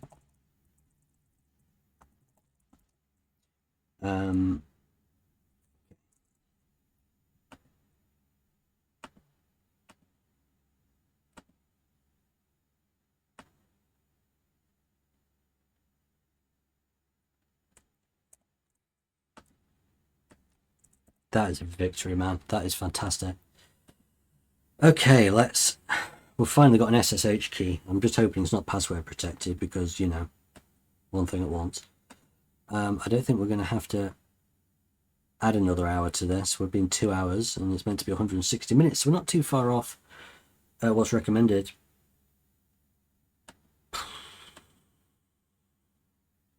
Okay, sorry, I'm losing consciousness. I'm losing concentration and everything. So, Nano, ID, RSA.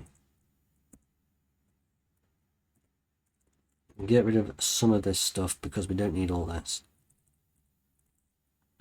And also get rid of this as well. Unbelievable. There we go. You want to be password protected because that's what they do. Makes things much harder when you have to crack another password.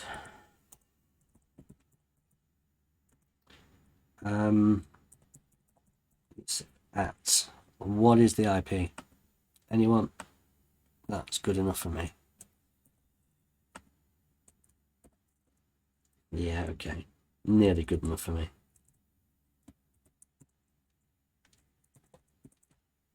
Oh, what a surprise.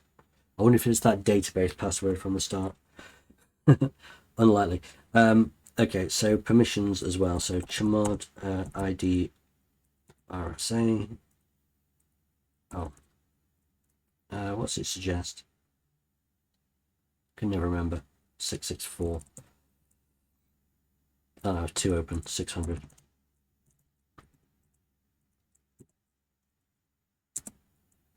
Yeah, passphrase for key. Yeah, what a surprise. Okay, fine. How many times have we done this now, guys? How many times? And I still can't remember how. So let's just look up ID RSA. And we're going to go up and up and up and up and up. There we go. So we're doing that to turn it to a hash, which John can break or Hashcat can break. And then finally we can probably just do this again for Hashcat. Yeah, that'll do.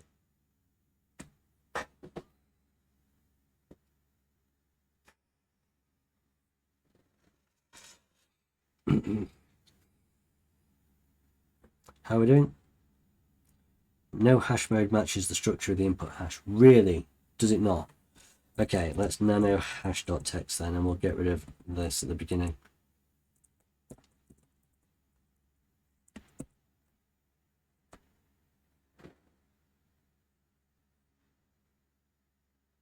Huh.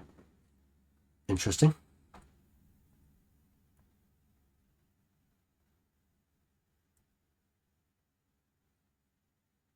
Is my IDRSA slightly bulked, is the question? I'm getting neck pain now, I need another tea. Right, I'm going to stop the video and then I'll be back after getting another tea, okay? Finally we got there, but I cleared the I've cleared the thing now. But we got there. A123456 is correct. It's in my up there.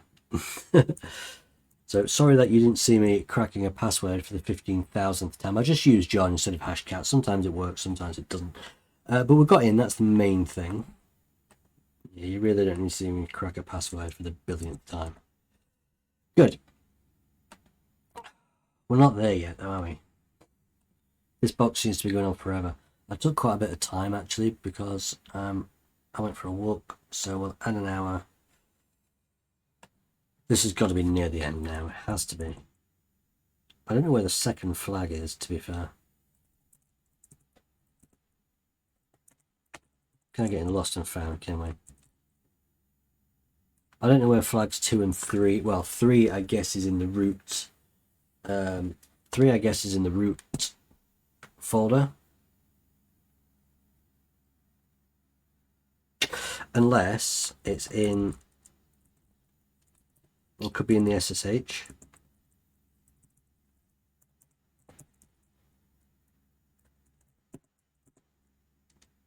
Okay. Don't be dumb. It makes sense as we've been dealing with SSH. So all we need to do now is get root. I'm so hoping this is going to be simple. It's a medium box. Why is this insane? It's not easy. I can see why I was asked to do this one, by the way. I just can't believe this is a medium box. I mean, what is happening? Okay. Go away. Can we sudo? We can sudo without password as root. User bin python 3 root jail.py. Oh no. Okay. I was just thinking we couldn't sudo because we don't have the password, but we don't need one.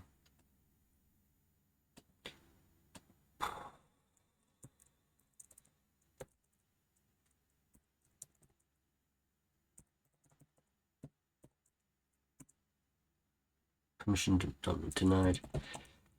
I don't really want to run this, I'll be honest.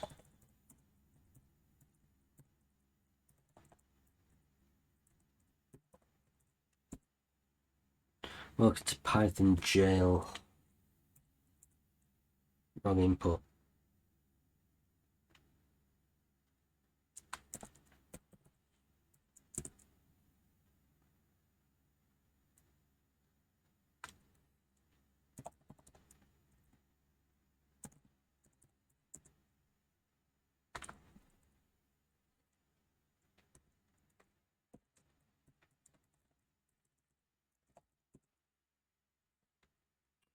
I wonder why that one gave me...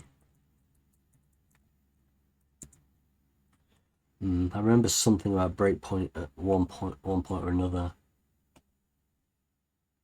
So what do we actually do?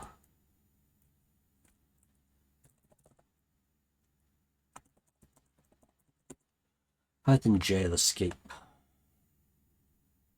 I should update the notes actually, shouldn't I?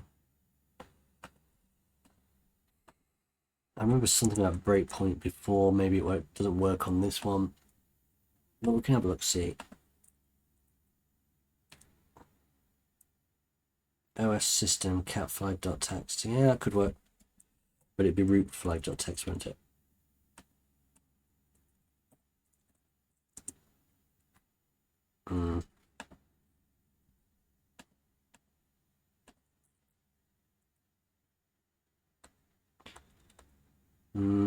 Reference solution. Eval exec import open. Yeah, okay.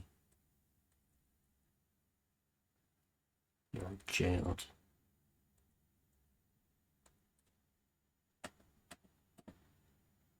Wow.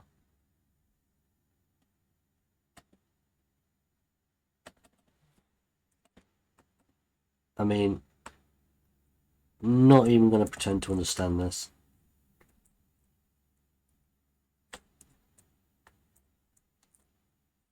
No? Okay.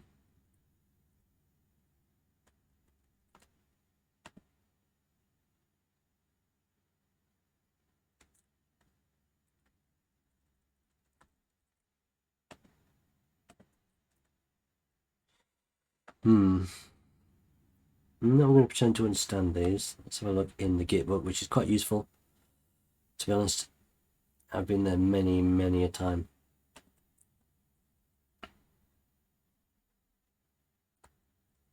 Payloads. Git attribute globals. Eval exec. Yeah, of course.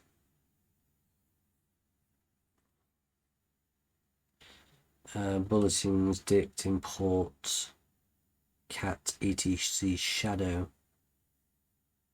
I mean, if this... I've used this one before. I've used... Yeah, it's pretty much the same. Let's try this.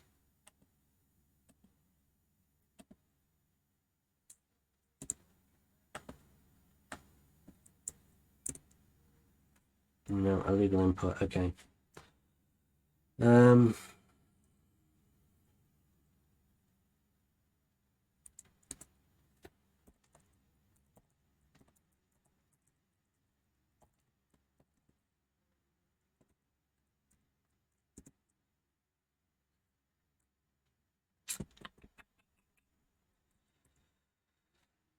Breakpoint I've used many times, so maybe not this time, I guess. Maybe not this time.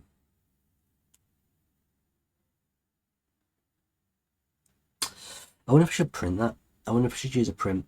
That probably could work, actually. Similar to this one. Let's try this one.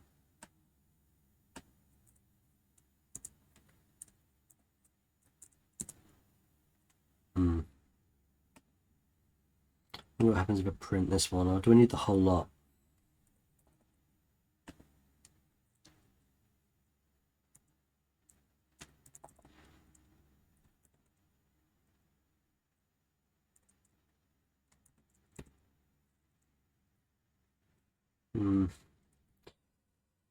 I think it's telling me to copy this whole thing.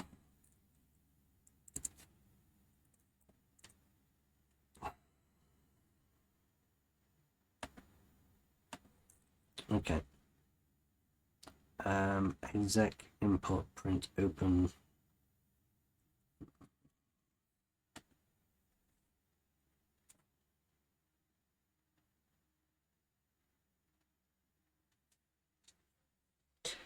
I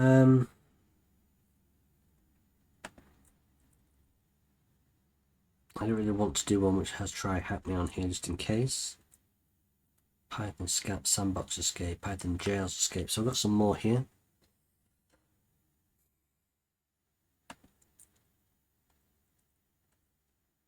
These are the same payloads that we had.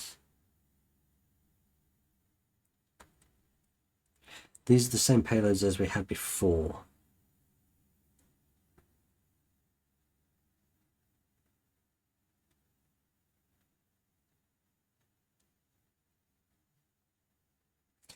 You know what I could try actually? No, that won't work.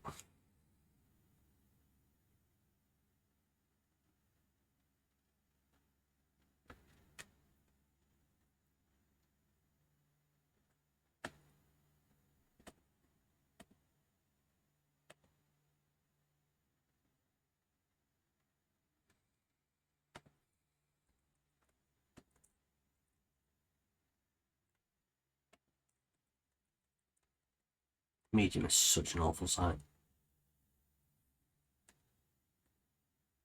God, see, I just hate medium so much.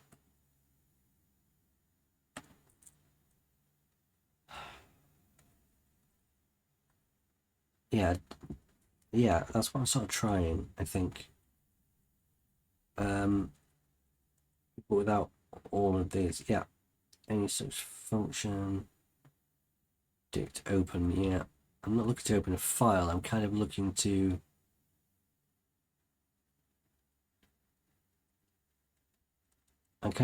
get a shell.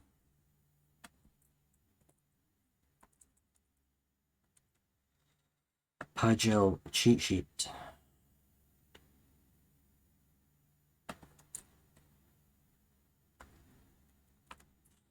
Nice to know.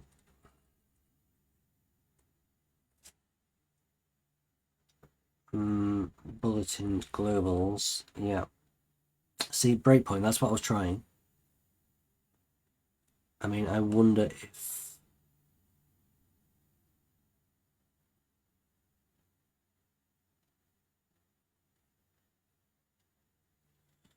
kind of wonder whether that would work with import. I mean, it won't work obviously with the it won't work with the hash thing there, but still.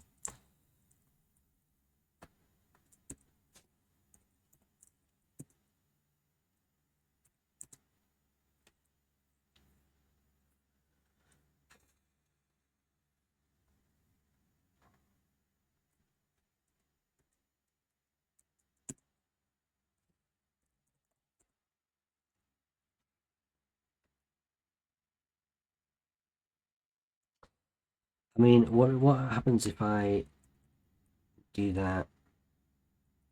Just go straight into here. Syntax error near to. Oh, I'm not even doing it in the actual thing, am I? Idiot.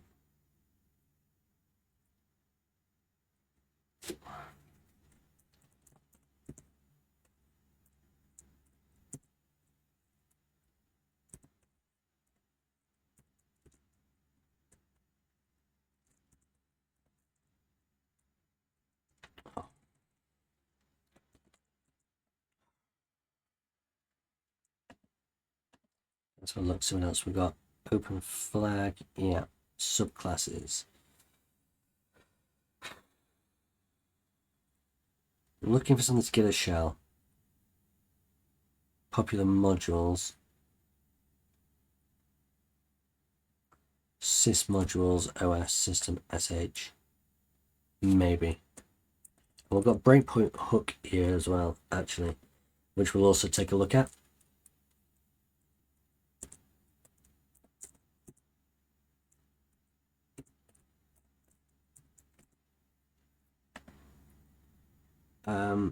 So we'll try that as well. Sys breakpoint hook. Didn't think about using sys before, right?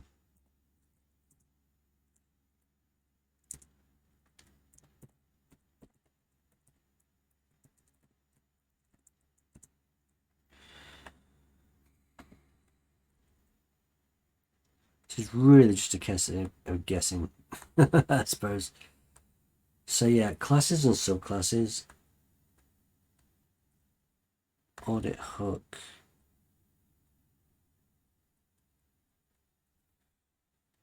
Attributes. Bulletins. Yeah, overwriting bulletins seems to work a lot of the time. So we can find some with, built-ins.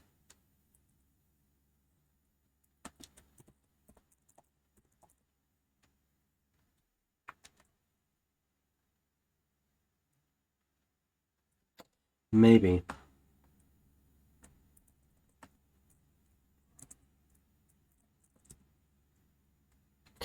It's honestly just guessing at the moment, which I don't like doing. It's just finding one which works, and you know, that's not what I'm after. Yeah, we've been there. Okay, environment variables.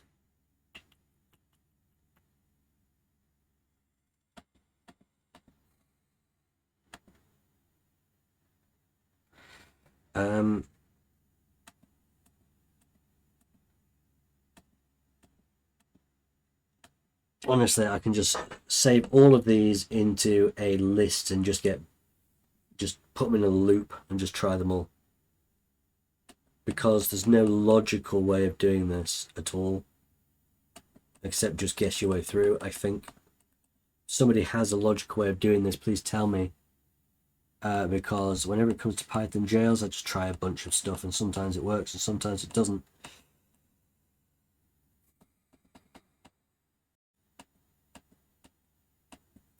Okay, enough of this side.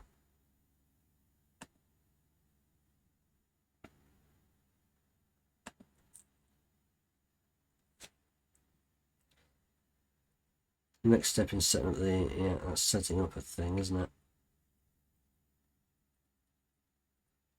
Running code.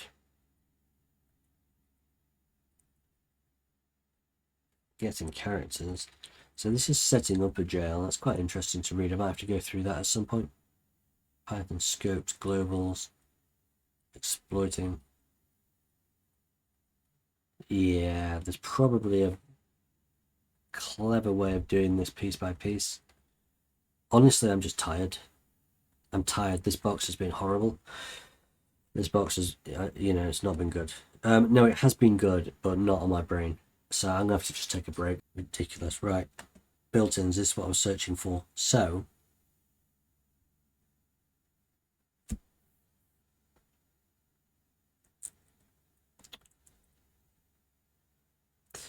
we've seen this before. I think I've been on this site before because I remember all the flag and stuff and the breakpoint and so on and so forth. But it wasn't doing anything. Popular modules, I think we got down there, didn't we? So I'm back on this site. Yeah, bypasses Unicode. Oh, I never thought of doing the Unicode. So it's kind of like still using breakpoint, but it's not the...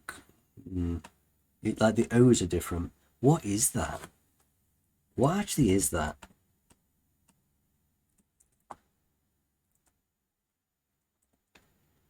You can see that is not the same as... around here.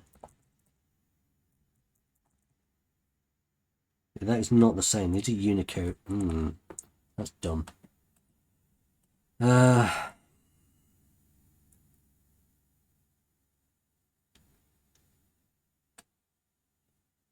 going to have to just try all of these, I think. We've done that. We've not done exec.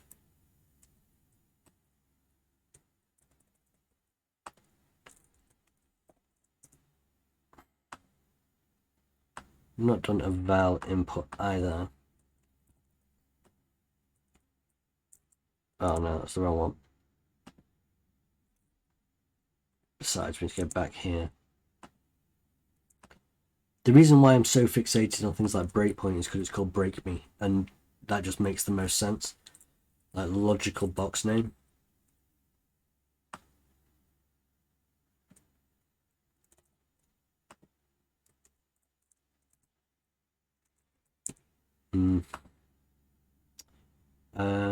So that's flag.text. I'm just trying to do the ones which give me a shell. So like this one, for example.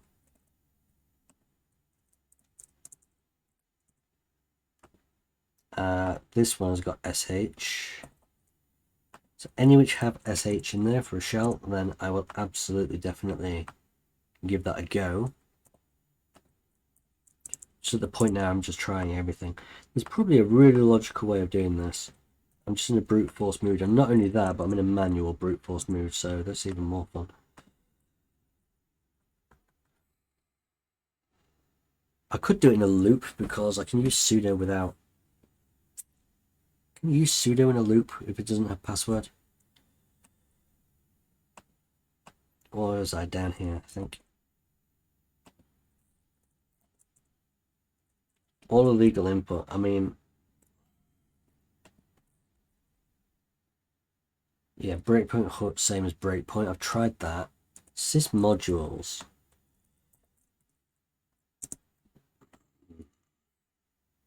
I'm not worried about the file read ones.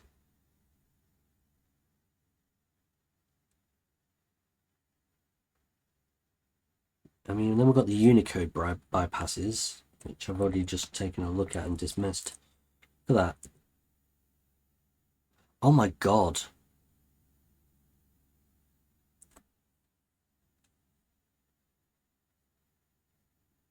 Okay, well, fine.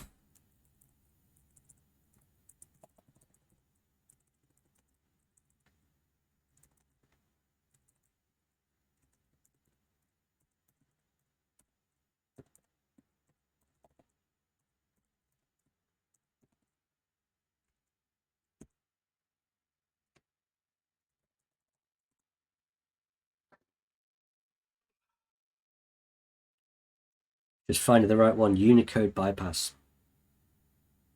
Everything I was trying in normal text just wasn't working. I'm really surprised at that. That's not something I've considered for this before. Okay, I got lucky at the end there. But I mean, if you try everything around, something's going to work eventually, isn't it? I guess. So Unicode bypass, let's actually get to that section.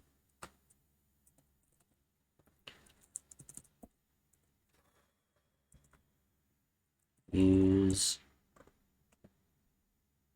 breakpoint.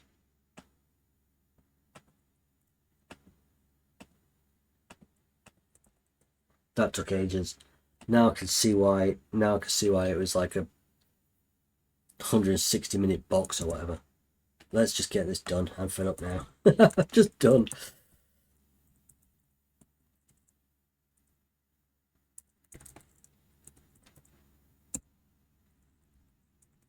It's going to be user 3 then, right?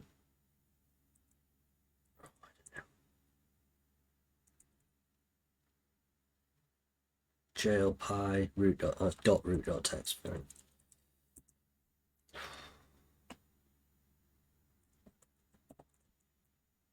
Max, I can't remember your full numbers after your name. I think your name was Max. Thank you for that recommendation. This was a really, really difficult box. This was like really difficult, ridiculously so. How this is only medium, I've no idea. There's so many steps. I'd personally put this like somewhere between hard and insane. This box really needs a review with regards to difficulty, I think. Let's do this. Let's finish this off. That was such a tiring box.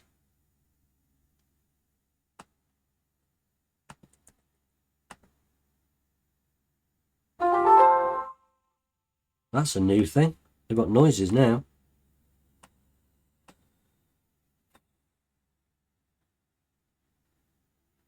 Where's the next? Personally, I think this is the hardest box I've done on this channel so far. And I'm sorry I'm not more talkative. I'm just brain dead, you know? Brain dead. What was the hint? Interpretive programming language designed from numerics, graph plotting, and steering large scientific simulation codes. Okay. Okay. Python, yeah. What? I don't know.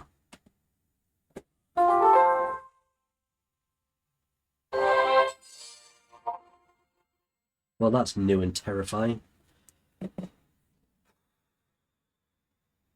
I need to sleep, man. I need to sleep.